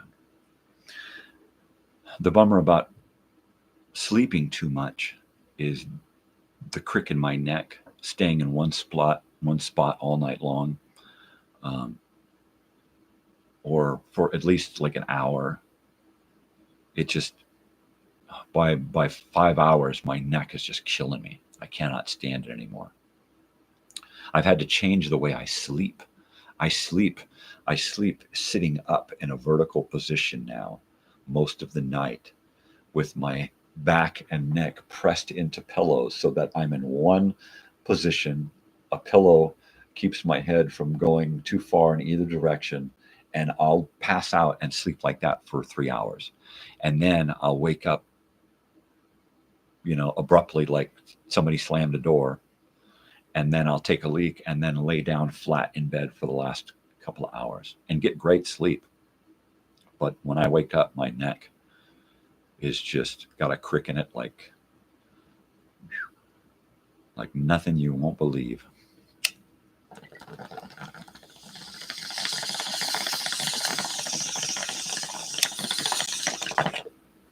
Oh yeah, Joel, get your friend to subscribe. Then I get another subscriber, man. I can't believe that I'm up to like 73. Oh my God. It doesn't cost anything. It doesn't cost anything to join. It doesn't cost anything to subscribe. It's like crazy. It's like free entertainment. I remember when I was going to college, 2013, 2014, 2015, I spent a lot of time in my little Geo Metro, my college car, just hanging out, sitting there on my phone, watching YouTube. I went down the YouTube rabbit hole back then and could not get out. I was watching so many documentaries and so many shows and so many old TV shows. Oh, it was fucking crazy.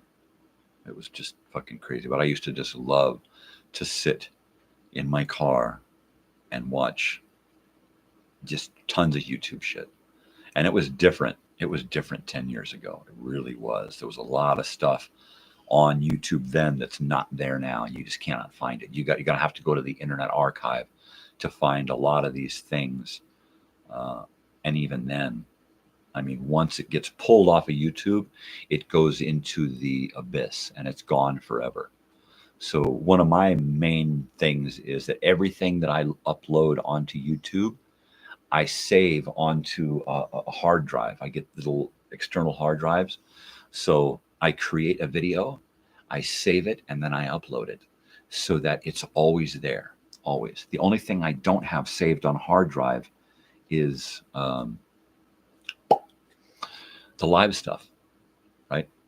So my plan is to take and put all of my live stuff onto hard drive, right? And then eventually shuffle it onto DVD and record it onto DVDs. Why? I don't know. For posterity, to make sure that it's saved. If the YouTube ether evaporates, then where's all of my stuff, man? So everything that I've created, I have saved. A lot of people will create content on their phone and then upload it and then delete the crap on their phone, and then their content's just gone. Especially if it just disappears off YouTube, right? Or off of Facebook Reels and stuff. I hate to create a reel on Facebook and then if it gets kicked off or something, what happens to it? I created a short reel or short or something of a Lucas Nelson song, Smile, him on the piano. And while I created a short that got kicked off, I created the whole song in a video and it's still there. So I don't know. I don't know. I don't know. So I make sure that everything gets saved. Sometimes in more than one location. I've got 2 computers and 2 external hard drives. So stuff, and the cloud. So stuff is saved in multiple locations, no matter what, as well as being uploaded. So, take that, tuber.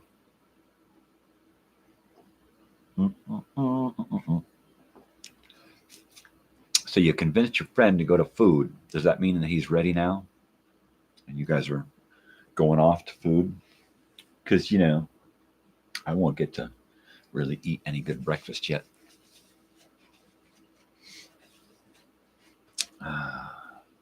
I was really wanting to go to open mic yesterday at the saloon here. All right, good stuff, good stuff. But unfortunately, we cleaned 4 houses. Well, I helped clean 3. My wife did one by herself, a little one up by the park. But I wanted to come home and then go to open mic at the Joshua Tree Saloon and bar, saloon, restaurant thing. And I came back and got into doing video and looked up, and it was fucking, all of a sudden it's 5:30. It was like 3 o'clock and boom, it's 5:30. It's like, oh fuck, I missed it again. Tonight is open mic out in Landers at the Giant Rock Meeting Room. And I'm hoping that the Tommy Tom show is going to be there, because I just made that video and shared it with them. And hopefully they'll appreciate it. I mean, I'm not trying to steal their thunder. I wouldn't create a fan video out of one of their original songs. I think that would be in poor taste.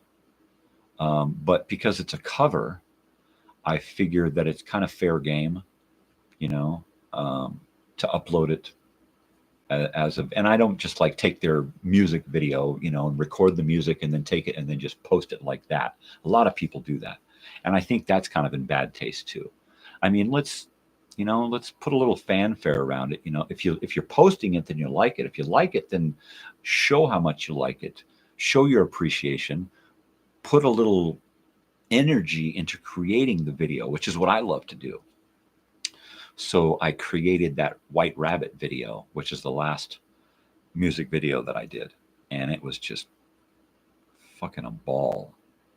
When I finished it, it was like, yeah, that's it. That's it. I'd like to go and do the video again and maybe do a longer version. If I could get a longer version of the song by the Tommy Tom show, that White Rabbit, it's a beautiful song. If they could do like a longer intro and then maybe build it up in the middle a little bit, in between like half of there's like, I think 4 verses, so if you do, a couple of verses and then maybe some solo stuff and then a couple of verses and then a really big ending, maybe turn it into like a 3.5 minute song, because it's a little over 2 minutes, just the music. That would create such a bigger area to build a music video through, and then not so much have them in the video as a part of the video, but have them in as like smaller elements in the video, like put them like have a picture on a wall in a scene and put them in the picture, right? Have them in the background, kind of a transparent, translucent type thing where they kind of bleed in and bleed out, kind of a thing, right? So it would be neat to get with them and do a project with their input, right? They do this wonderful song that's an original. It's called Her Butt.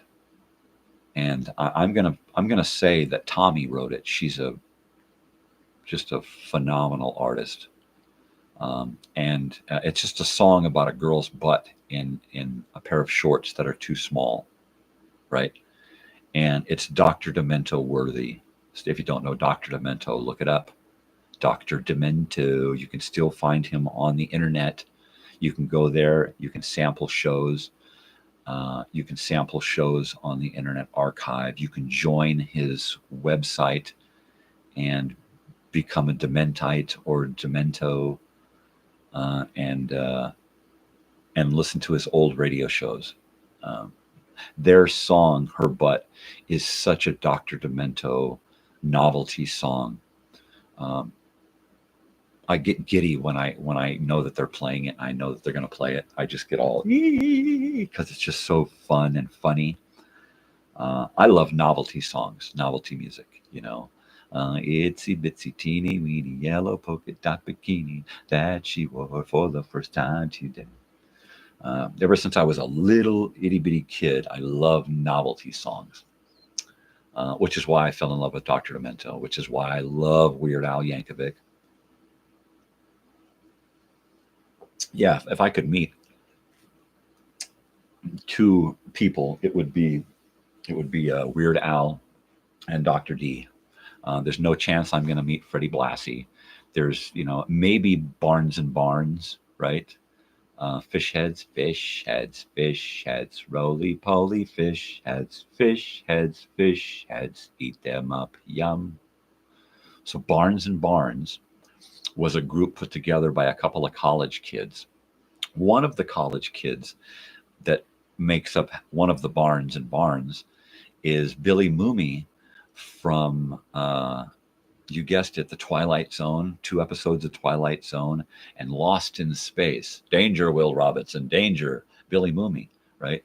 Will Robinson. So he was half of Barnes and Barnes. Dead puppies aren't much fun. Yeah.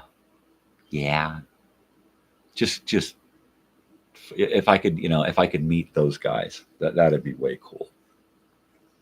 Even they're probably way straighter than I am. I just hope that people watching, either here or later, can accept the fact that we're all different, and that's what makes us totally cool. And I love different people. I love the differences about people. One thing I cannot stand about people is when you walk into a room and everybody looks the same. They've all got the same expression, the same clothes. I could not do schools with uniforms. I could not do institutional places, military stuff. I really can't. My brain doesn't work like that. You have to be unique. You have to be different. You have to. You got to be you, man. And if you're not, then you're probably just someone else, and you're just a copy, and you're that copy that they want you to be. Be something different. I mean, that's where it's all at. Being different.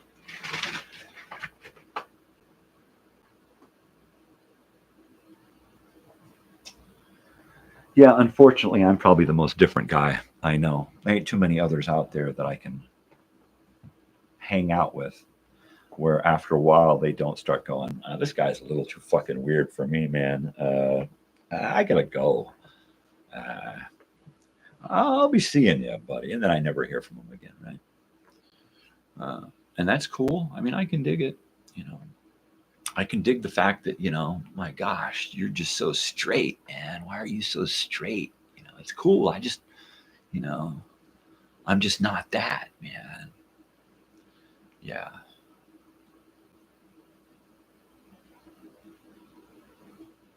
I've known some really straight people before. I mean, I've had friends who were police officers, people who work in the courts, business owners, straight-laced guys, and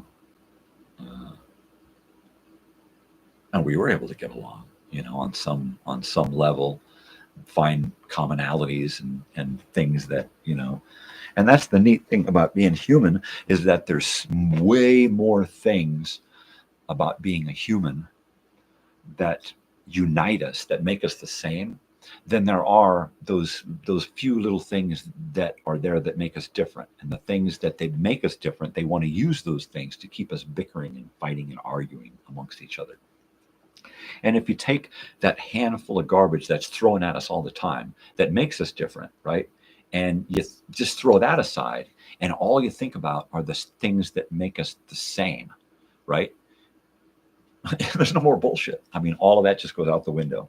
You know, you just, everything that makes us the same is all you worry about. And if there's something that, well, gosh, that I don't like that, that's different, you know, well, don't fucking go there. It's not you, it's them. Their difference has nothing to do with you. You know, it makes them unique. It makes you unique. They're nothing like you. So therefore, you know, it's all looks like Paul's uploading some more videos on Facebook. But yeah, it's all you, man. Don't fall into the bullshit, you know. Get rid of all of that bullshit that makes us different and hold on to that which makes us the same, you know. The things that make us different are the things that make us unique. But the things that make us the things that are the same about us all is what makes us community, which ties us all together, you know. I mean, why would you draw a line and starve the person on the other side of the line, or shoot the person on the other side of the line if they try to cross the line, right? When all you're doing is attacking yourself, because we're all the same, right? We're all one entity, right? Hey, Marge, this guy's talking hippie shit again. Leave him alone, Harry. He's trying to get the world together. He's a fucking kook. Dude, these guys are always bagging on you. What are you going to do? Yeah, we're different. Big fucking deal. You know, you're going to bleed just the same. You're going to starve just the same. You're going to shiver from the cold just the same. And if I'm sitting there watching you shivering and starving, right, and I do nothing about it, what does that say about me? What does that say about my soul and my karma and my being? What does that say about the things that make us the same? What does that say about my sense of community? Because nowadays, community reaches to the other side of the frickin' world, right? I've already proven that here with my stupid, meaningless little show. I've already proved that I can reach people in Australia, Ireland, Brunei, Canada, the other side of the United States, right? So, yeah, community. You know, when you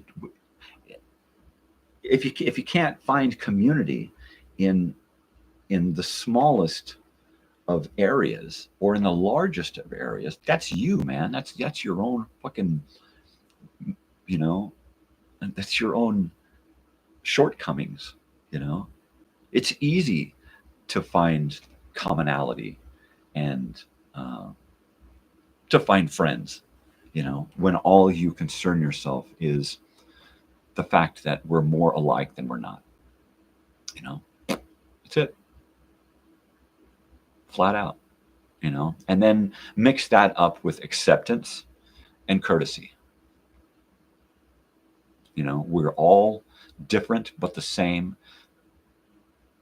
you know, acceptance and courtesy. And that pretty much, that's how I want to live the rest of my fucking life, you know.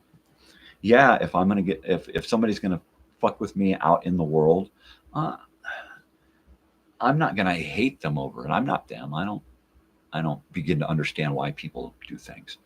But I'm going to let them know, hey, look, you know, your bullshit is fucking with me, you know. Keep your shit together and keep your shit confined to you, all right? The minute you involve anyone else in your bullshit, somebody needs to say, hey, we don't need that, you know. So I got no trouble being out in the world and saying, hey, dumb fuck, what are you doing that for? You know, the rest of us got to deal with your fucking bullshit. So get your shit together, you know. Yeah, sometimes it makes me look like that bitter old man, you know, but, you know, once I say that and deal with somebody, that's gone, man. I'm released from that. If I don't speak up, if I don't say my piece and let those people know that they can change, then I carry that with me inside. It just builds up and builds up and builds up. Somebody fucks with me, I let them know, hey, you fucked with me. Don't fuck with me. Why don't you do this instead? And then it's gone. I don't have to carry that. That was part of my depression, harboring all of that anger and frustration about fucking other people's bullshit. That's why I don't apologize for offending people. I'm not intentionally offending you. I'm not going, I'm going to fuck with this person and that person and that person. I don't do this intentionally. If you're offended by something that I say, that's on you. Period. That's your own issues that you need to deal with. I'm not here to fuck with you. If you got a problem with something that I'm doing or saying, maybe you should look inward and figure out why it is that you have that issue. Don't come at me and say, he said this and he should apologize. I ain't going to fucking apologize. I don't do that. That's not how I live my life anymore. I am unapologetically me, which means that I don't do shit that I got to apologize for. If you're offended, then you should be dealing with it on your end, right? Well, I got a leg here that's cramping up like something. I don't know. So yeah, I really love looking at the world differently. But the thing is that the world is going to have to see me now. The world is going to have to see me differently. Because I ain't Papa's whipping boy no more.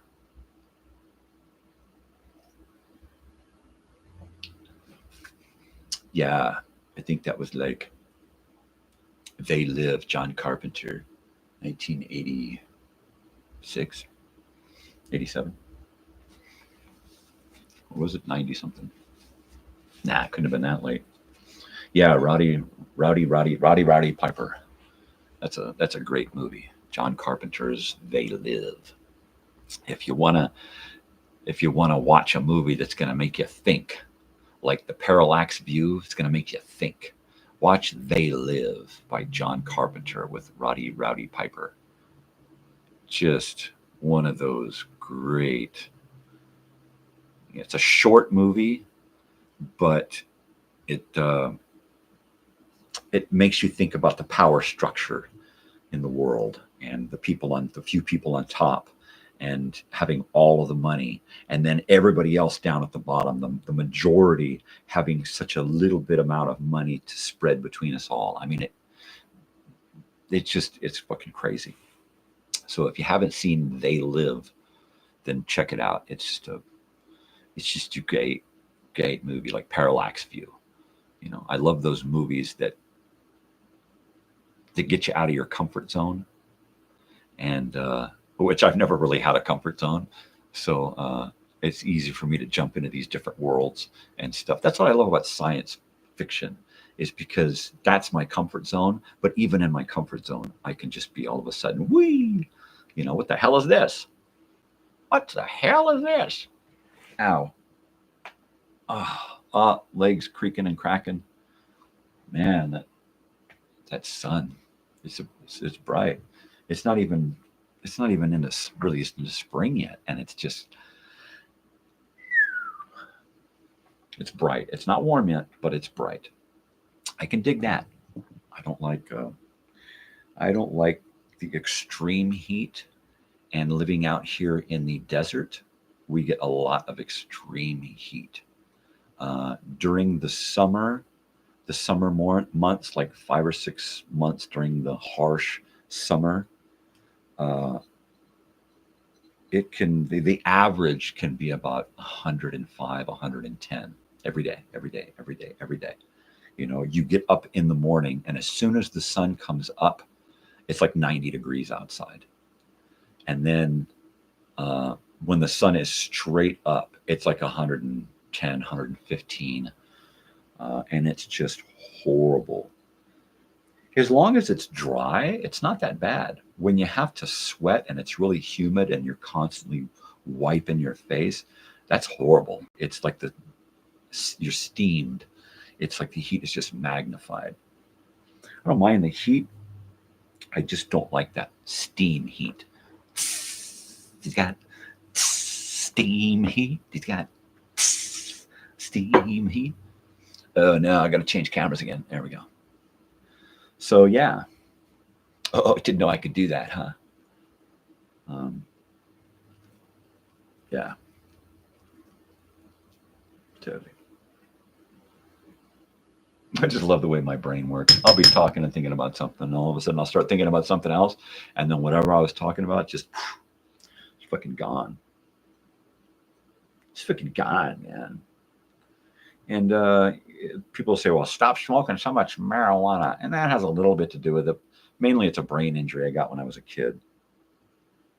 That pretty much fucked me up about 8 or 9 years old, and fell out of a tree head first onto a rock, split my head open. Everything was different after that. I could never explain how it was different, especially to my family. Suck it up. Just don't go to sleep, because if you go to sleep with that split open head, you might die. And that's what I got told. I didn't get to go to the doctor, but I got told that if you die with a head injury, or if you go to sleep with a head injury, you're going to die. So trying to explain to my family that I felt differently, right, was impossible, because they just saw me as a crybaby anyway, right? So, yeah, that head injury was responsible for me just being a horrible person. My early years, in like third, fourth, fifth, sixth grade, that kind of stuff. I was so socially inept, and I was so emotionally frustrated all the time, and my brain wasn't working right. I couldn't read. I could read. I just couldn't read and remember what I was reading. Right, my whole short-term memory thing was just fucking screwed up. And long-term, I mean, it was, I remember today, I remember more stuff about the past in a clearer fashion than I do about shit that happened yesterday or last week.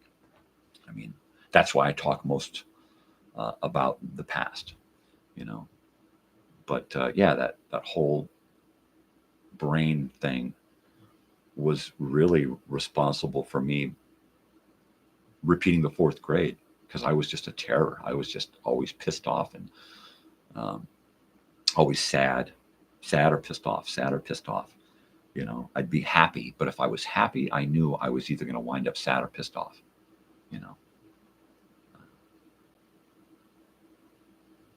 So, yeah. Mm-hmm. Well, I hope you guys had a good breakfast. I am going to start thinking about what I'm going to do for the day. Oh, nice.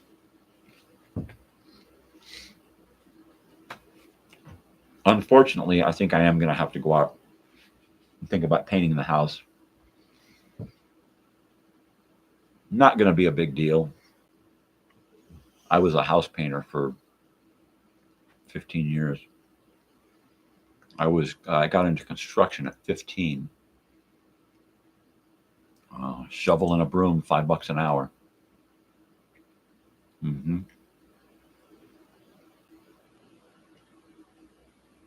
So painting is like second nature to me. That's gonna be a breeze. I need to get my paint sprayer from one of the houses that we work at. I left all my painting gear over there because that's the house that I do most of the painting at. But yeah, I love to paint, house paint. It's so fun. It's easy. I learned so much about it from one of my oldest and dearest friends, Chris, who started painting as a teenager, and got into construction, but mostly painting. And So by the time he taught me how to paint, he had been doing it for over 10 years. And I learned a lot working with Chris, so that when I stopped working with Chris and came back down to Southern California, I was really able to find some good work. And I had a really good work ethic because of Chris. And I'm so thankful for having Chris in my life. And painting is just so easy and fun now. And it's one of those no-brainer things. It's like scrubbing toilets or cleaning a house. You know, I just go on autopilot and just follow the normal way things are done. Same thing about painting, man. I just start painting and I'm on autopilot. I don't even have to think about it. I can be off in my own friggin' world. I love it. Can you hear that?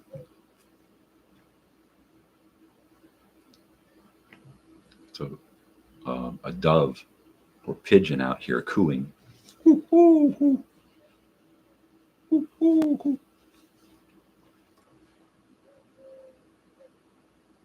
Oh yeah? Are you any good?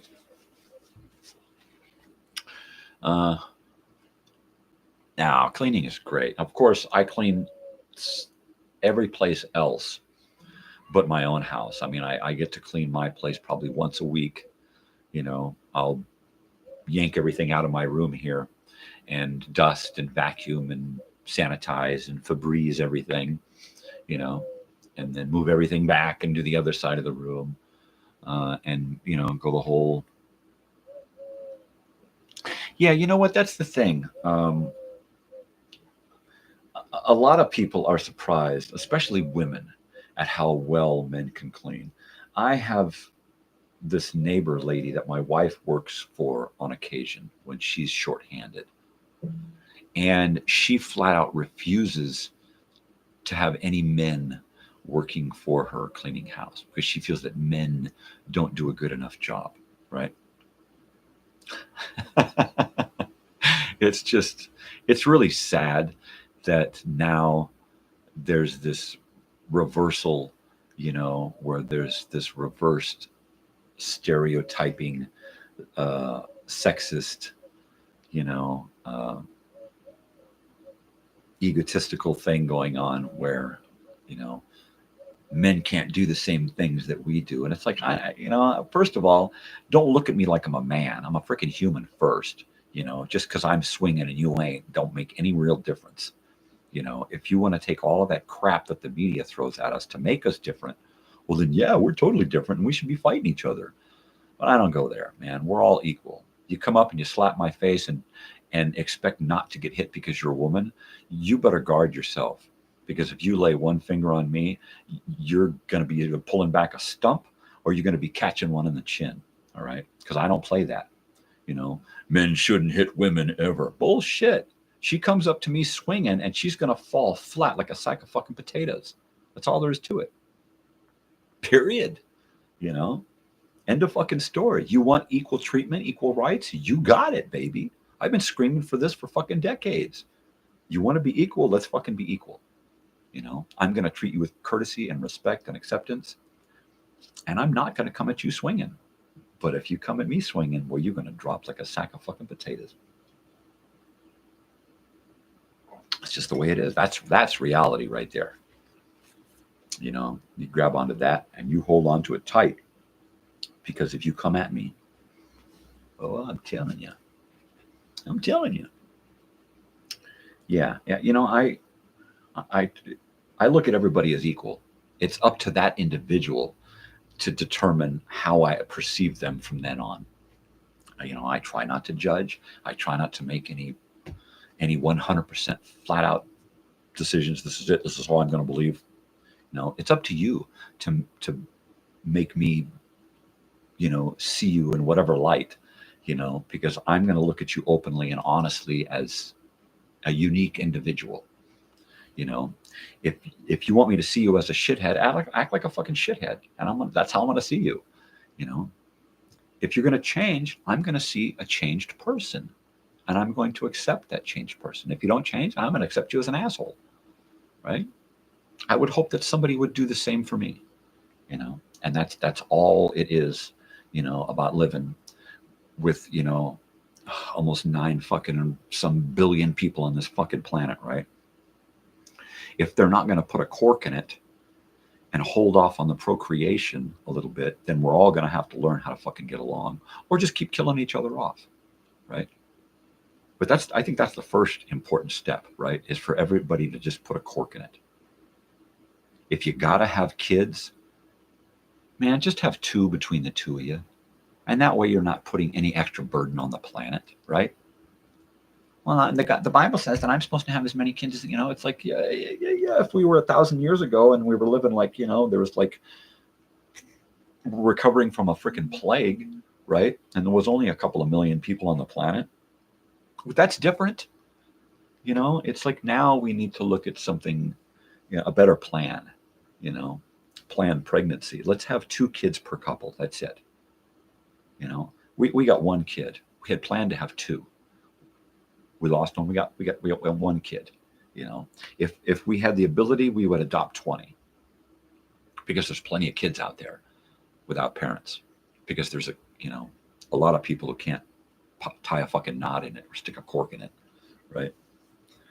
So and there's a lot of people out there that have no choice, to put their kids up for adoption, and that's totally understandable. But why are people pumping out 9, 10, 20, 21 and counting? Why are people pumping out that many kids? Have 2 and then fucking adopt. We don't need any more of you. 2 copies is enough. We don't need 10 copies of you out running around. Regardless of how morally upstanding you raise these people, it doesn't matter. We don't need that many. Well, we're giving back to society. You're giving population back to society. Give it up, people. Put a cork in it.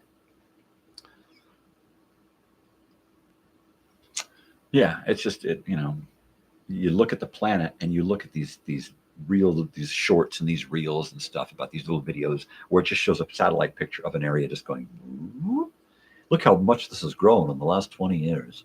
I see it as horrible. I see it as like an infection. We're going to reach a critical point where it's just going to go out of control. The snowball rolls and it gets too big and it just goes, We've already seen bits and pieces of it with the wars and the pandemic and all of these things, and why don't we have the cure for cancer? Well, that's obvious. Population control and money to be made. There's more money to be made off of fucking overnight, fucking remedies that just deal with side effects, right? And pain and stuff. They don't, if they gave us a cure, how would they make money off of these diseases, right? How? They couldn't. If they cure everybody, well, then they're standing around going, well, we got all this stuff. Now what do we do with it? Let's get everybody sick again. And then we'll give them some more stuff. Yeah, that's it.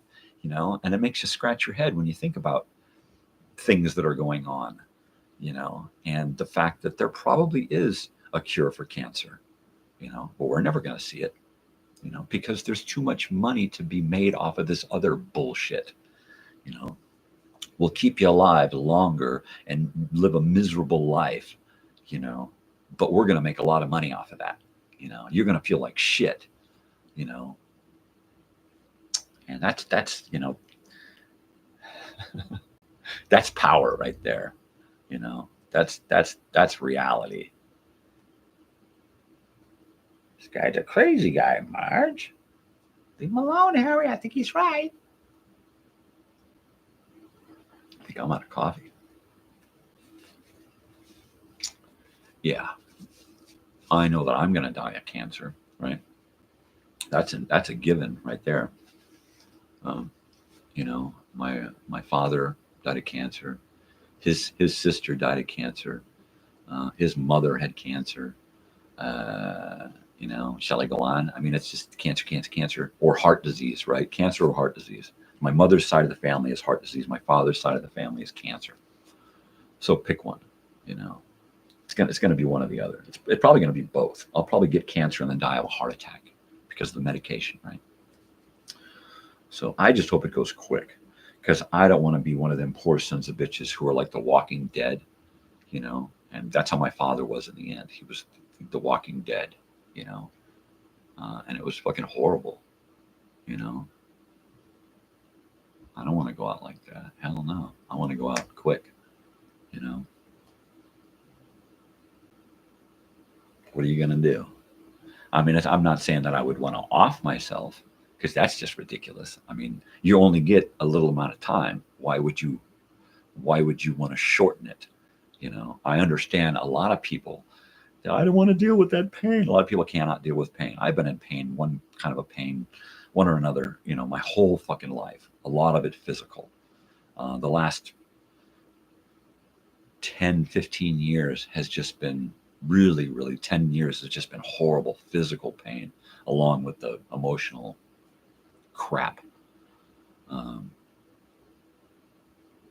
a lot of people, I can understand where they can't deal with pain, or they want to go out with a better quality of life, you know, and opt for assisted suicide.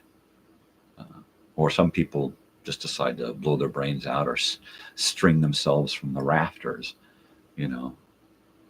I remember there was a lady out here that we knew, and a friend of ours went over to her place like he did every day, and walked in the house like he did every day, and found her swinging from the fucking rafters, you know. And it turned out that she had been diagnosed with cancer, and she had seen family go out with cancer, and she didn't want to go there. And she didn't want to be cared for, and she didn't want to be in pain, and she didn't want to do this or that. She didn't want to have to make all those decisions. And she just decided, fuck it. And she got fucking up on a chair and tied herself to the rafters and just dangled, you know. Or like Robin Williams, they say that he killed himself, and that he, you know, it's easy to think that because of you know, he was the sad clown. He was depressed his whole entire life, you know. But, you know, I don't see, I'm not afraid of being dead or dying, but I'm too scared to kill myself. Hell no. That's crazy. I mean, once you take that step, you're done. It's irreversible. It's over. You can't go, oh, maybe I changed my mind. You know, if you're falling, you can't change your mind. You know, if you're dangling, you know, I got a second thought. You're screwed, you know. So I'm hoping that nature takes its course, and things are ended relatively quickly in my case.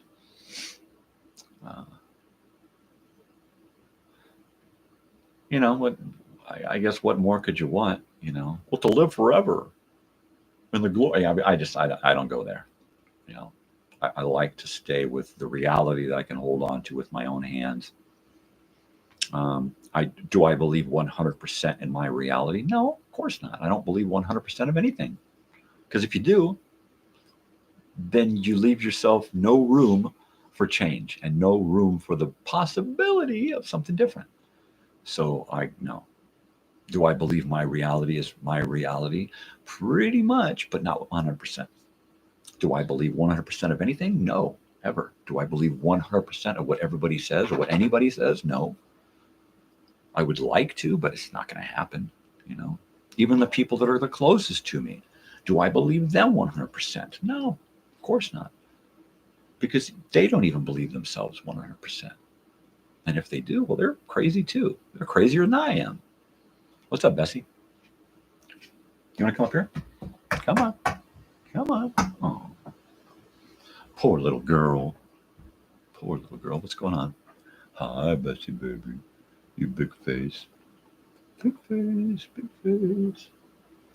Big face. Hi. Hi. How's it going? How you doing, baby? How's it going? It's a little baby girl. You're so cute. You want to come up? You want to come up here? Do you want to go outside? What do you want to do? You just want to stare at me with those big brown eyes?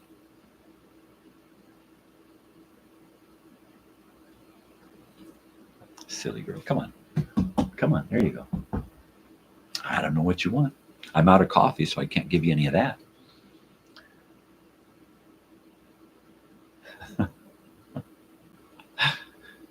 This dog is too much.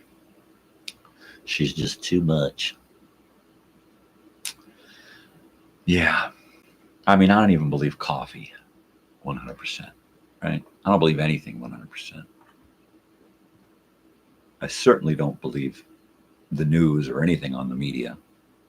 I don't believe our leaders, our politicians. I don't believe doctors. I don't believe doctors, especially because I figure that nowadays most of them have Googled their way through medical school, right? I mean, if you look at the way the average person is with their fucking smartphone, how stupid it makes them.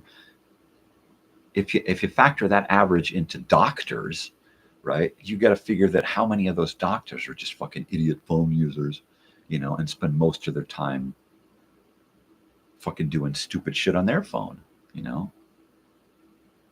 I mean, technology is right. You don't have to know anything in your head anymore. You just push a button and there's the knowledge, right? People don't remember facts anymore because they can Google anything, right? So why would you need to remember medical conditions and diagnostics and you don't. You just Google it. Well, what is this and what is that and what is this? And then you ask another guy who might have to ask some other fucking database. I mean, it's just all bullshit. So do I trust doctors? Oh hell no, I don't trust doctors any more than I trust police or judges or fucking school teachers for that matter, or priests. I don't trust anybody, you know, especially the people of authority, the people who have the power over others, right? In some capacity or another. Those are the people who I believe the least, because most of the time you can see it in their eyes that they're in it for themselves. They're in it to get themselves off or to get themselves rich or to get themselves more power, right? And they only see you as a means to that end, right? Like most of the people doing this YouTube stuff, right?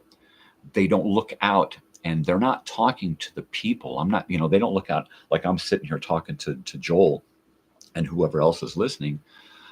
They're talking to subscribers and they see subscriber count and views and likes and that kind of shit. I'm in this to kind of build a community of like-minded individuals who want to share similar stuff, right? And listen to me prattle on about my mundane existence, right? So I don't see subscribers and viewers.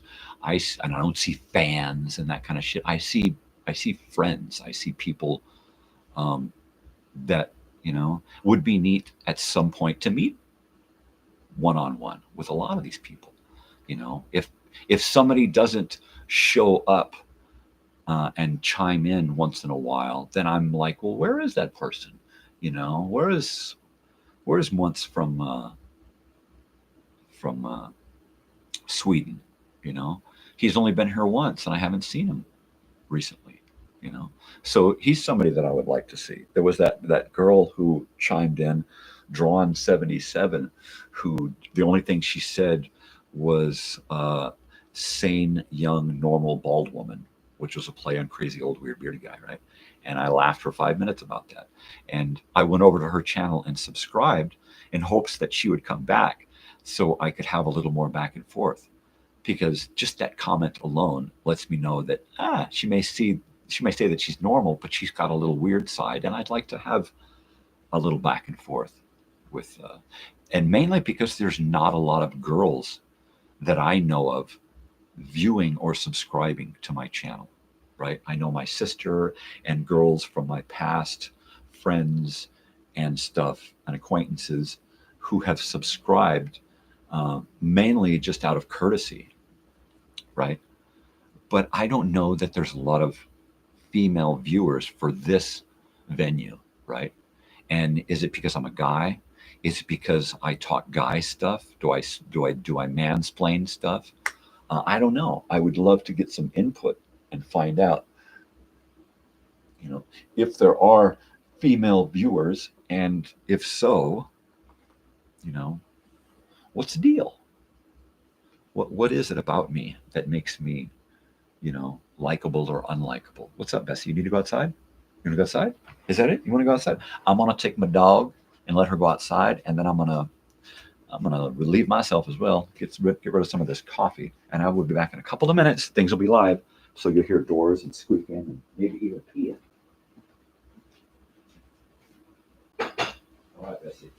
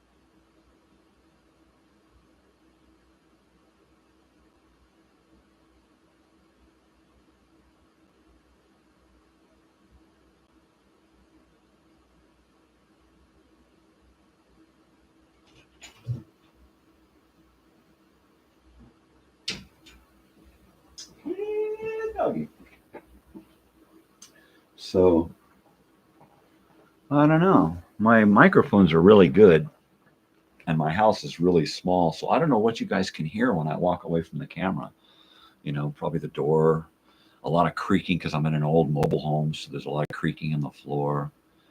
Do you hear the bathroom door, the faucet, the toilet? I mean, let me know, because I don't have any narcissistic tendencies, so I don't go back and watch these shows.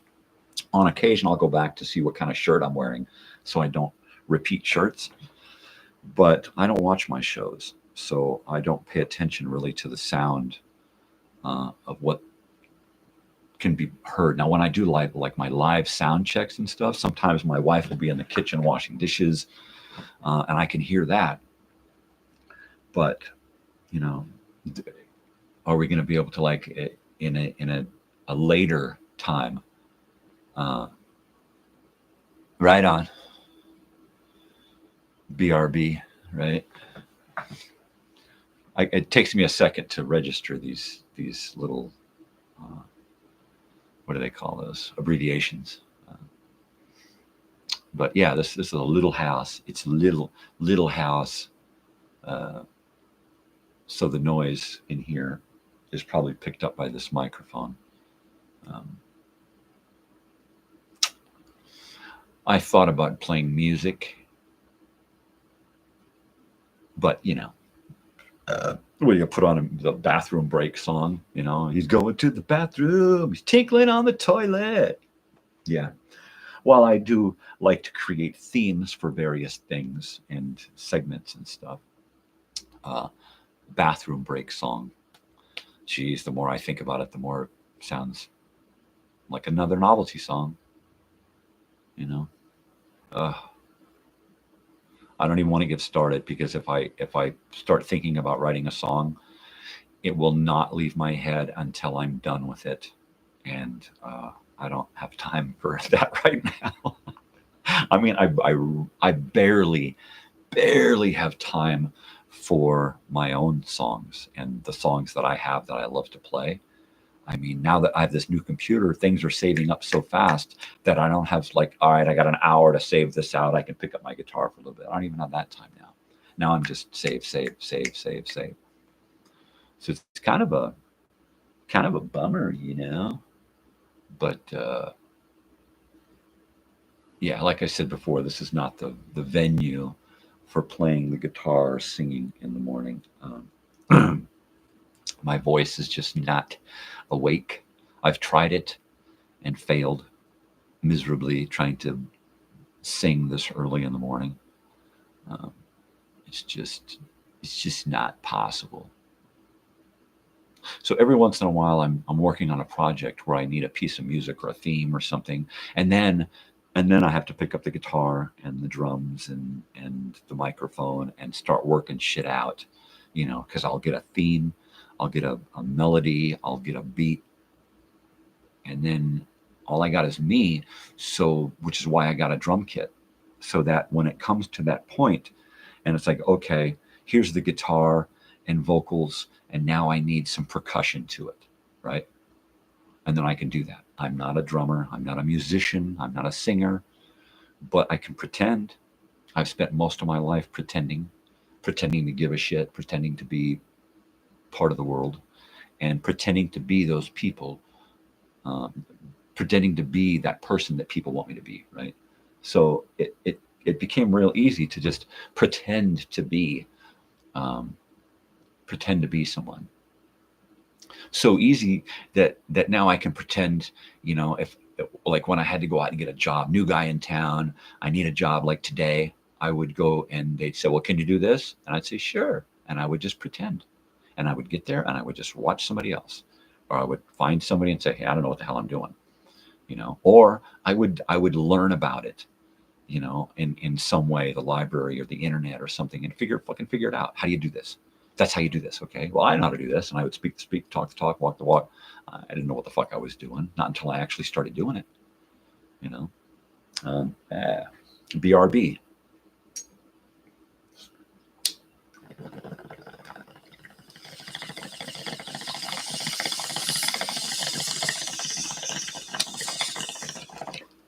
Anybody I know out there? Anybody?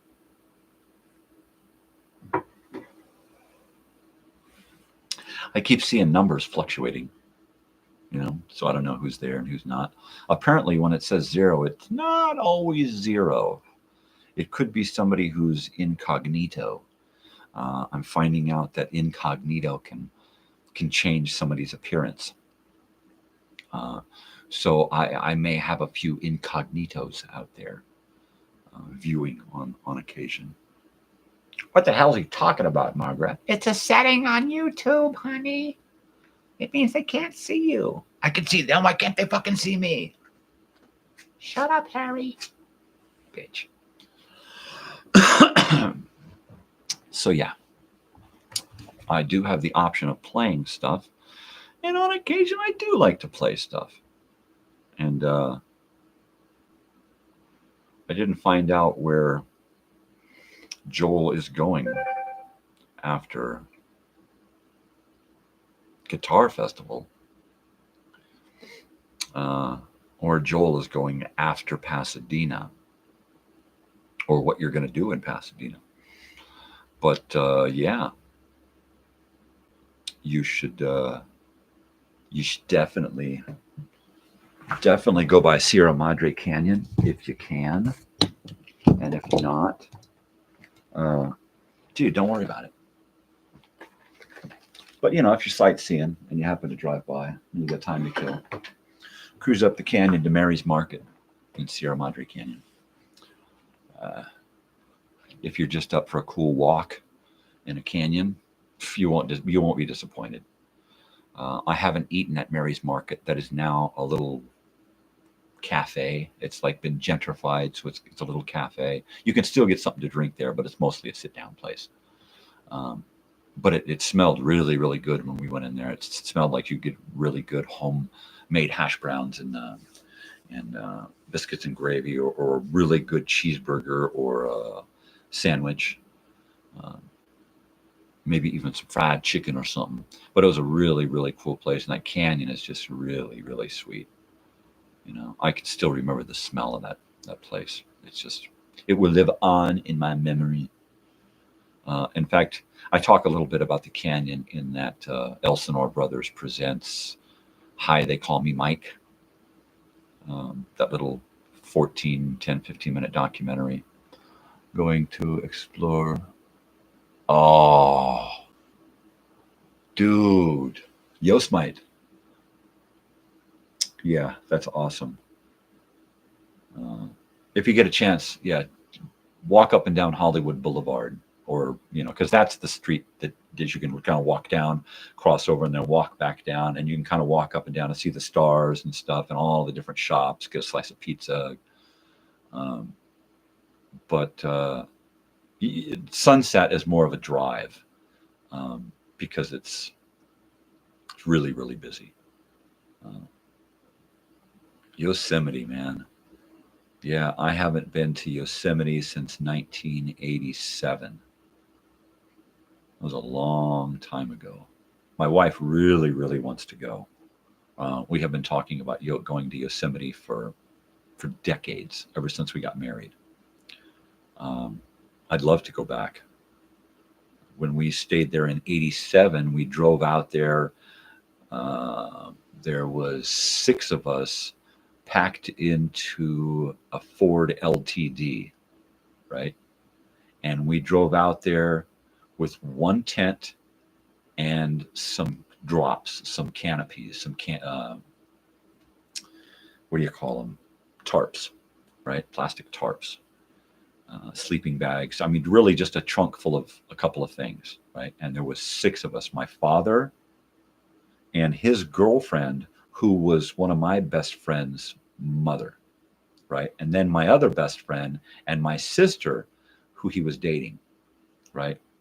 And my 2 friends, right, had both dated my sister, right? And my father's dating my friend's mother. So it was just one of those fucked up, weird things going on. It was a weird trip, a really weird trip.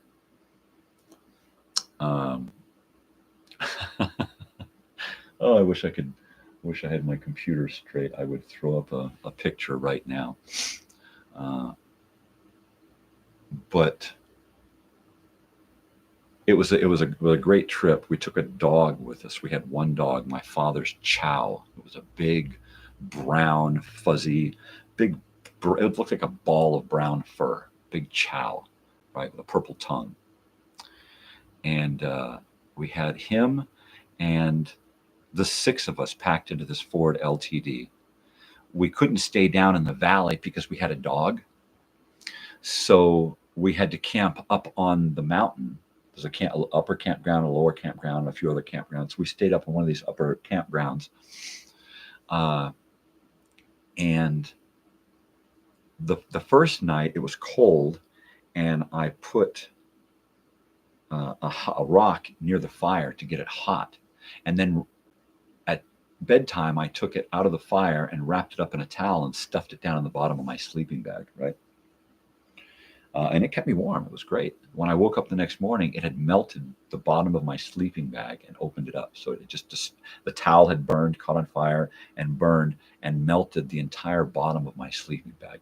I didn't know anything about human combustion, but I probably could have just roasted, right? The things we do. So my father and his girlfriend, this was 1987, right? And they're both like, man, we need some drugs. We need some dope, man. We need some. We ain't even got any weed, man. We need something. So it's just they leave us 4 kids, right? We're teenagers. I'm 19, which makes my sister 17, and my best friends were 18, right? So they leave us at the campground, and they take off for the day, my father and his girlfriend, my friend's mother, and they go all the way to Oakland, from Yosemite all the way into Oakland, because they figure if they drive into Oakland, they can find somebody there with drugs, right? And knowing my father, it was like, yeah, that's going to happen for sure. So they get there, and I guess they just drove around until they found somebody who looked like he could get them some fucking drugs, and they got some drugs, right? So we're at Yosemite down. Now we're in the valley, hanging out for the day because my father's got the dog, and they're gone. And we're down there, and we decide to go to Bridal Veil Falls and hike up to the falls and eat some MREs, some meals ready to eat, those little army rations. So we take some of those and we hike up to Bridal Veil Falls, and we find this spot down at the bottom of the falls that where these big giant boulders had come together, and there was like this tent, this boulder tent. So we went inside there and sat and opened up our meals ready to eat and ate and had lunch. And then at some point we were walking down, and we didn't get too far down from the base of the falls when we came upon paramedics treating a guy who had jumped from boulder to boulder and missed and landed on his rib cage and shattered his rib cage, right? So this is my friend's birthday. It's August 5th, 1987. And it's my friend's birthday, Andy. And my sister's birthday is the 10th, 5 days later. And my birthday is on the 20th, 15 days later, right? Mine and my brother's birthday. In fact, quick story here. My brother was born 1966 on August 20th. I was born 1968, 2 years later on August 20th. My sister was born 2 years after that, 10 days premature on August 10th. So we should have all been born on the same day, 3 years apart, right? Woo-hoo, weird. So anyway, we come upon this guy and these paramedics, and it's two paramedics and a stretcher and a busted up dude, right? And they said, hey, you guys, you're going to help us get this guy down. And we're like, okay, what do we do? And we come from a town where everybody pitches in. If somebody needs help, everybody's there to help. You know, the old school town where if somebody needed help for something, we would literally set up a car wash, right, and raise money to get whatever. You know, if everybody else was going to go to an amusement park and some kid couldn't afford to go, everybody else would pitch in and make sure that that kid went, right? So we grew up giving a shit about each other. And when this guy said, hey, you're going to help, we said, yeah, we know it. You damn straight we're going to help. And he had us, they had us position ourselves right along a path. And the deal was that everybody stays in one spot, and we pass this guy down to the next people, and then everybody up here moves around and gets down below, and we just keep slowly passing this guys down, and everybody just kind of leapfrogs around all the way down the falls and then all the way down the trail. We were just kind of, okay, let's pass off to somebody else and give somebody a break, right? And we did it all the way down, all the way down, all the way down. And put that guy in an ambulance and said goodbye and never thought about it again, right? And because it wasn't a big deal. I mean, it was just, you know, for us, it was just something that, you know, that was easy for us to just say, yeah, no problem. It wasn't, you know, it wasn't like we were all patting ourselves on the back. We didn't go home and, you know, and yeah, we did this and we were heroes and that kind of stuff. We didn't give a shit. You know, we'd have done it regardless, you know, regardless of that guy saying, you guys are going to help. But right after that, and we didn't have any weed, you know, we're a bunch of 18-year-old, 19-year-old kids, and, you know, nothing to do, no booze, no drugs, no nothing. And we're like, fuck, man, what are we going to do? And a friend of mine and I, my friend Brett, who is no longer with us, he and I walked off by ourselves, because we'll do that or hang out with my friend and my sister. So we walked off and met up with these people who saw what was going on and asked. And so we told them what was going on, you know, and he said, wow, man, you guys are cool, man, here. And they gave us a little ball of opium, right? A little black ball of opium. It looked like resin, just marijuana resin, right? But it was like an opium. It's like, oh, wow, man, that's cool. So he and I took this stuff in a little pipe and sat and smoked some of this opium and got a little opium buzz going. And that was weird because I had never had that before. And it was just like really, really potent pot, or that really, really hard hash, you know. But then our parents, my father and his mother, finally came back later that day, or that night, actually. And yeah, they had scored a little bit. They were able to score a little bit. They got themselves a little cocaine, a little sack of weed and stuff, and came back, and we had a good little party that night. But I mean, basically, to me, it felt like we drove all the way to Yosemite so that my father and his girlfriend could drive over to Oakland and get some drugs and come back and take us home, right? That's just the way it felt, because they were like barely there, and even when they were there, they were like barely there. They were in the tent screwing around, or hanging out at the camp, just doing absolutely nothing. We didn't get to really go on any big major hikes or anything because they weren't into that.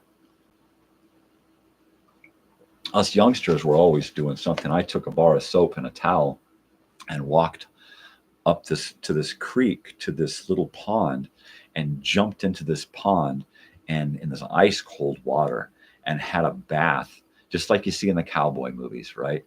19 years old, feeling like I'm in Young Guns. And I'm in there with a bar of biodegradable soap, that I got at the store, and had me a bath in the spring water. And that was neat. I'll never forget that.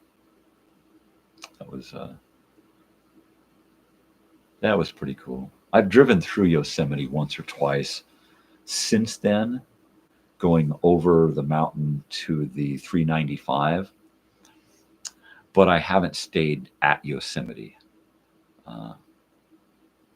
since 1987. It'd be neat to go back, take the van and a tent, and I'd have to take the dogs, which means we'd be up in the campground, which means they all got to have licenses and shots and stuff, which is a big bummer. I don't like to take them anywhere because the world is a dangerous place. So I prefer to just keep my dogs at home. They're inside dogs. They're pampered, they're like little babies. They're family members, but they're children, they have the mentality of little toddlers. So I don't like to expose them to too much trauma out in the world. Going out once in a while to get their nails clipped is about all I, want to do. So taking them on a long trip would kind of be a bummer. I'd probably be a worrywart, Keep them leashes on while they're in the car in case the door opens, or I would just be, other dogs in the campground would concern me. I'd have to set up a canopy with a little fence around it so the dogs can be in an confined, enclosed area with a fence between them and other animals if they come by.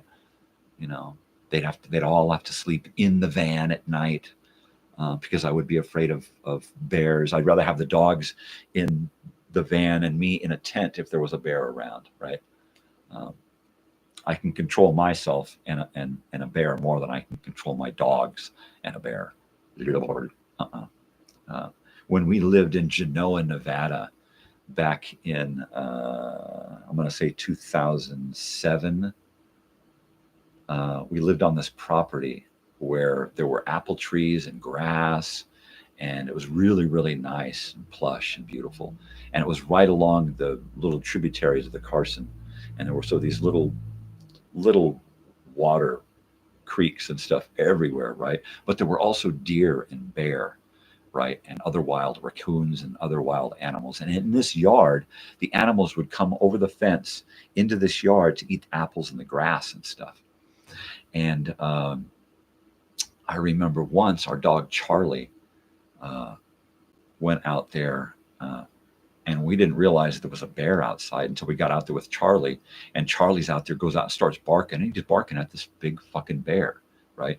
And this bear is a neighborhood bear. He's got a collar on, and he is tracked, and he just lives in the area, right? And everybody knows him and puts up with him and deals with him. And there are several of those and families of bear in that area, right? So our dog is barking at this bear, and he's just a stupid, arrogant asshole dog. And he goes over, and the bear is ignoring him, and he's getting frustrated because this bear just won't pay any attention to him barking. The bear is just, decides, all right, well, if this dog's going to bark, I'm going to leave. And the bear just starts walking away. Well, our dog, Charlie, starts following this bear, gets alongside of this bear barking. And this bear is just like oblivious to our dog. And our dog, Charlie, walks right up parallel with this bear and barks at him and butts him with his shoulder. My dog, Charlie, this German Shepherd size dog, Mutt, kept bumping his shoulder against this bear and barking at him, trying to get his attention, trying to get a rise out of him. And I'm like, Charlie, what the fuck are you doing, you stupid dog? And I can't go to get the dog because he's too close to the bear, right? And I don't want to even get close to this fucking bear. And there's my stupid dog trying to instigate some kind of incident with this bear. And I'm like, fuck, come on, man. So finally the bear leaves, and the dog just gets tired of being ignored. And I'll be a son of a bitch if that fucking dog didn't live to be 17 years old, right? Crazy. I remember once at nighttime, this outside light kept coming on, right? And I'm thinking, well, is there somebody out there? And, we lived in our travel trailer, and the main house, which we were caretakers for, was out in this big giant lawn, right? And this light kept coming on by the tool shed on this lawn. And I'm in the trailer trying to watch a movie, and I kept looking out at this light. Finally, I looked down at the ground, and there's this little skunk, right? And he kept walking by the light. And as he walked by the light would pop on, right? And when the light would pop on, the little skunk would get pissed off, and he'd turn around and he'd look up at the light, and he would jump, and he would jump, and he would jump at this light. And when he got close enough to the light, he got in past the sensor, and the light would go off. And then the skunk would turn around, and he'd slowly walk away and get away from this light. And when he got out to a certain range, the light would come on again, and this skunk would stop, and his tail would go up, and he'd turn around, and he'd jump, and he'd jump, and he'd jump back at this light. And I sat in there in this trailer, just sitting there watching this skunk argue with this light for like 20 minutes. And I just thought it was the silliest thing in the world. Had I a phone or a camera or something, I would have recorded it. It was hilarious. I died laughing. I just sat there just busting up. Oh my God, look at I think my wife was asleep. It was just fucking hilarious. I love animals. They're so, they're so freaking funny. My 4 dogs are all completely different, and the best part about them is that they're all just so different, and they get along, and they're just funny as hell. Just funny as hell. I love it. Everybody's adding videos and posting stuff. It's crazy. Social media madness. It's crazy stuff. Yeah, absolutely.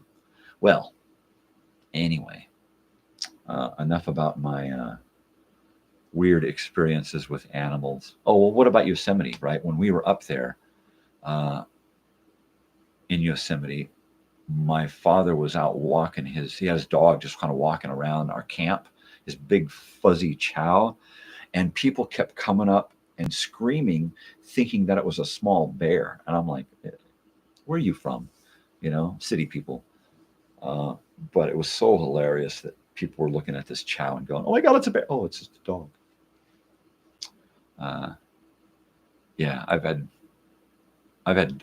dogs my whole life. There hasn't been, but probably a short periods of my life where there hasn't been a dog in my life. My father's always had dogs, and if I was with my father, I was with dogs. I had a dog for a while when I was single, and then during our marriage, we've pretty much always had dogs.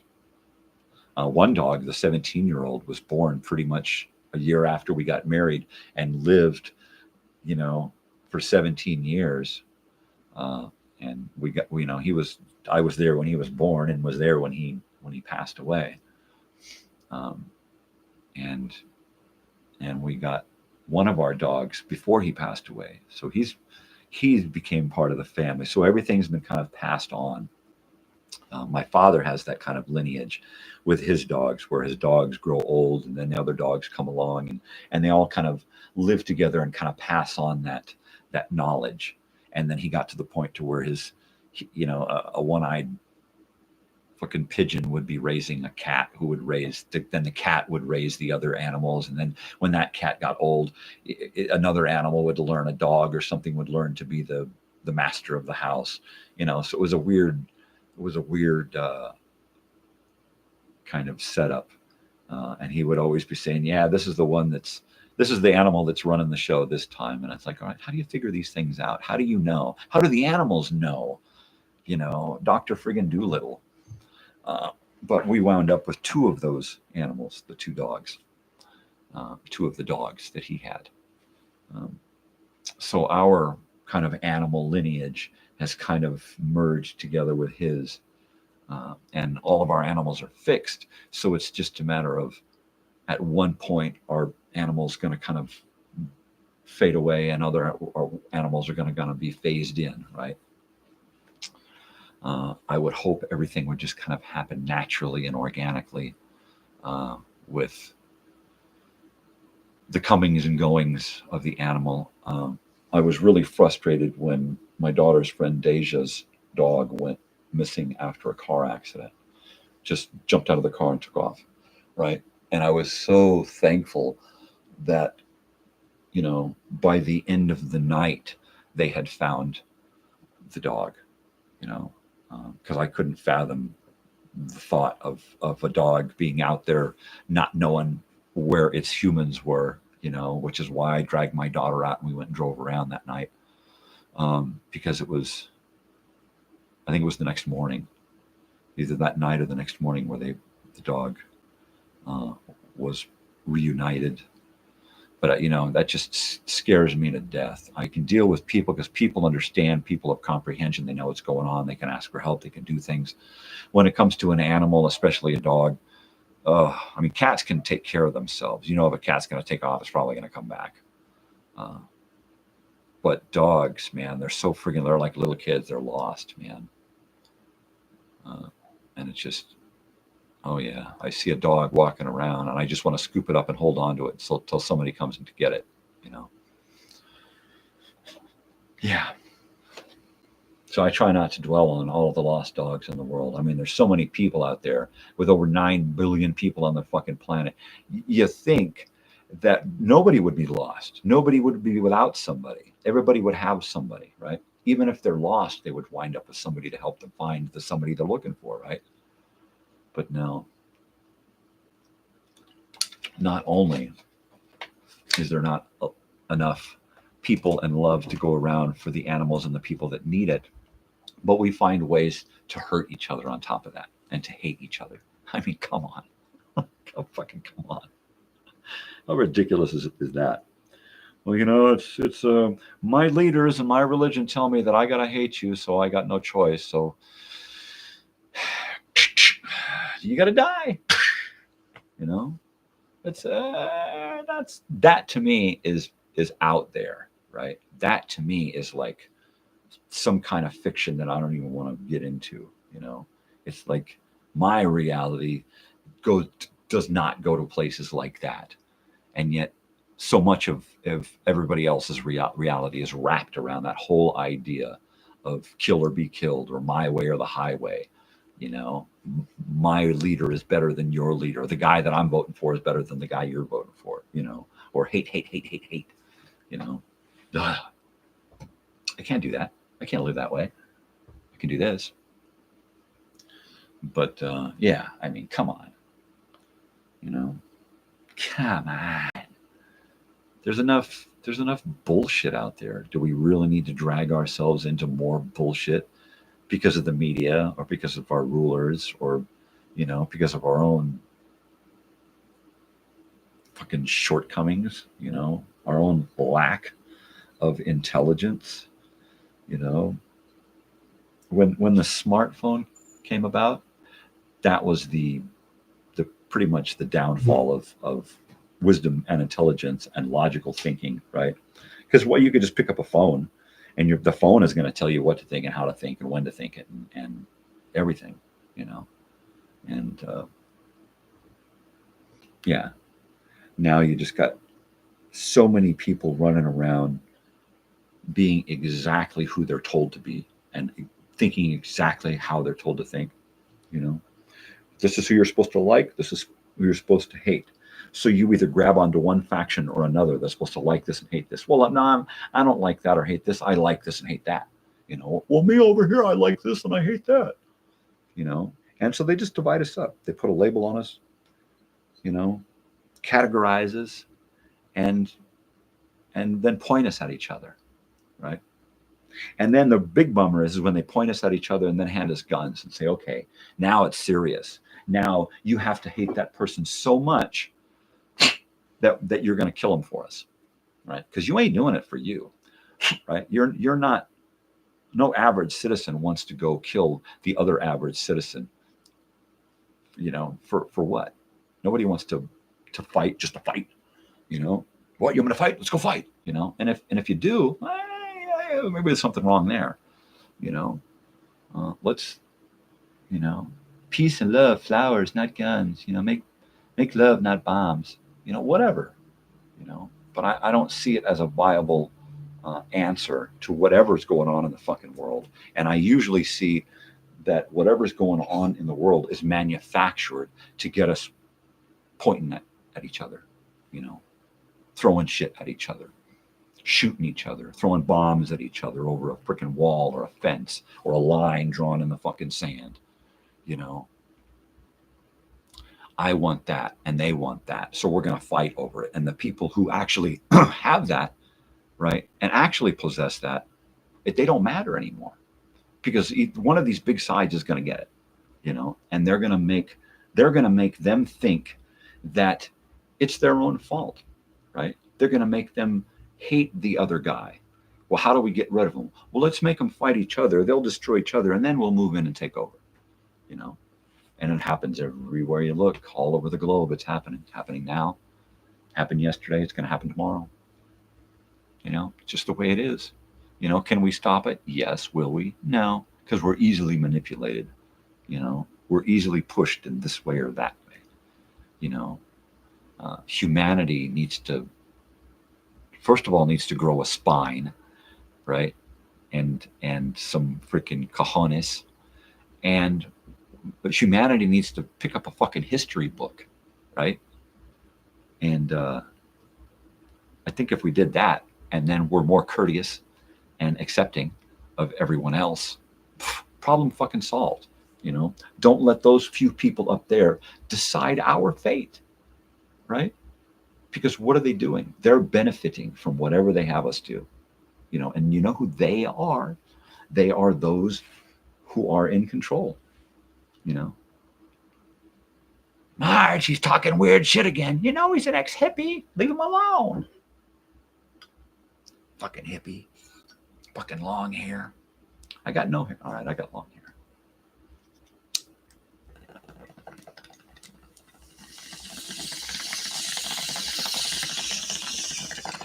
You know, they don't call me crazy old weird bearded guy for nothing. I used to be crazy weird young guy, right? My wife is awake now, so I may or may not wrap up the show at any point, but you will be hearing more noise about, what the hell is that noise? Shit, did he just fart? No. Nor did my wife. All right. But there are weird noises happening, doors creaking, faucets and stomping, and coffee, probably the toast at some point. But no, I'll probably cut it off soon, because I got nothing going on today, which means the wife and I are probably going to be doing house stuff, which means I got to eat a big breakfast and find out about yerba mate. and yeah, get my act together. Totally. Well, I got my new cards there. I'm hoping that my main camera that I get for this spot here at some point is going to have a remote control zoom on it. And then I will have the extra camera to put over my shoulder aiming down so that I can do a little flat spot where I could put things down and you can see them. And that'll be neat for looking at artifacts and vintage items and whatnot. That's always fun where I can share more. And I'm really excited about this whole new camera thing. I'm still going through the same sound system because that seems to be the only way that I can do more than one thing and do my music and not have it come through all squelchy and squirkly. But this week here is pretty much wrapping up season 2 of Mornings with Crazy Old Weird Bearded Guy, and getting to know my tech. So you're kind of getting a sneak preview of what's going on for season 3. So season 3, hopefully we'll be able to watch video and hear video on the screen. We'll be able to look at photographs, watch short things, watch whatever's going on my computer, as well as listening to the old time radio shows and stuff. So we'll just kind of be expanding on what we're doing. We might do like a throwback Thursday, movie memory Mondays, TV Tuesdays, old time radio Wednesdays, like a throwback Thursdays where I kind of look back at stuff and show you things, artifacts and photographs and videos from my childhood. And that sounds like it'll be kind of kooky because the 70s and 80s were really, really weird. A lot of weird shit went on. So that'll be neat to kind of share that stuff with you. But yeah, this week is kind of the end of this. The first season was one shot wide. This shot only wide. It was the whole room. And it was that one shot for the whole season. The second season was this shot, this angle. This has pretty much been the whole season. This angle, me sitting in my room. This desk is new because I've had to get into integrating all of this stuff together. So I've needed a big open spot. So I put up this folding table. So the next season is just going to be a mix of different camera angles and elements from the computer. I've got a VCR here and I'm going to be piping stuff into the computer through the VCR. And it's just going to be and piping in cameras through the VCR, which means I'll have old cameras. I can do an old vintage cam thing. It's going to be a lot of fun. It's just going to be a lot of fun. So let's say good night, good day, and let me pop on some graphics here for the audios. And here we go. And I want to thank you all for joining me today. I do want to go. Safe trip, Joel. Have fun in Yosemite and wherever your journeys take you. And if you come back this way and you can, stop in and say hi. Pick out a couple of 45s and a few vintage items to take back to the East Coast with you. Yeah. This has been great. I can't wait for, see you later, brother. I can't wait for season 3. This is going to be spectacular. We're really going to switch things up. All right, people. Love and peace, weirdos. I will see you tomorrow morning for more weirdness. Adios.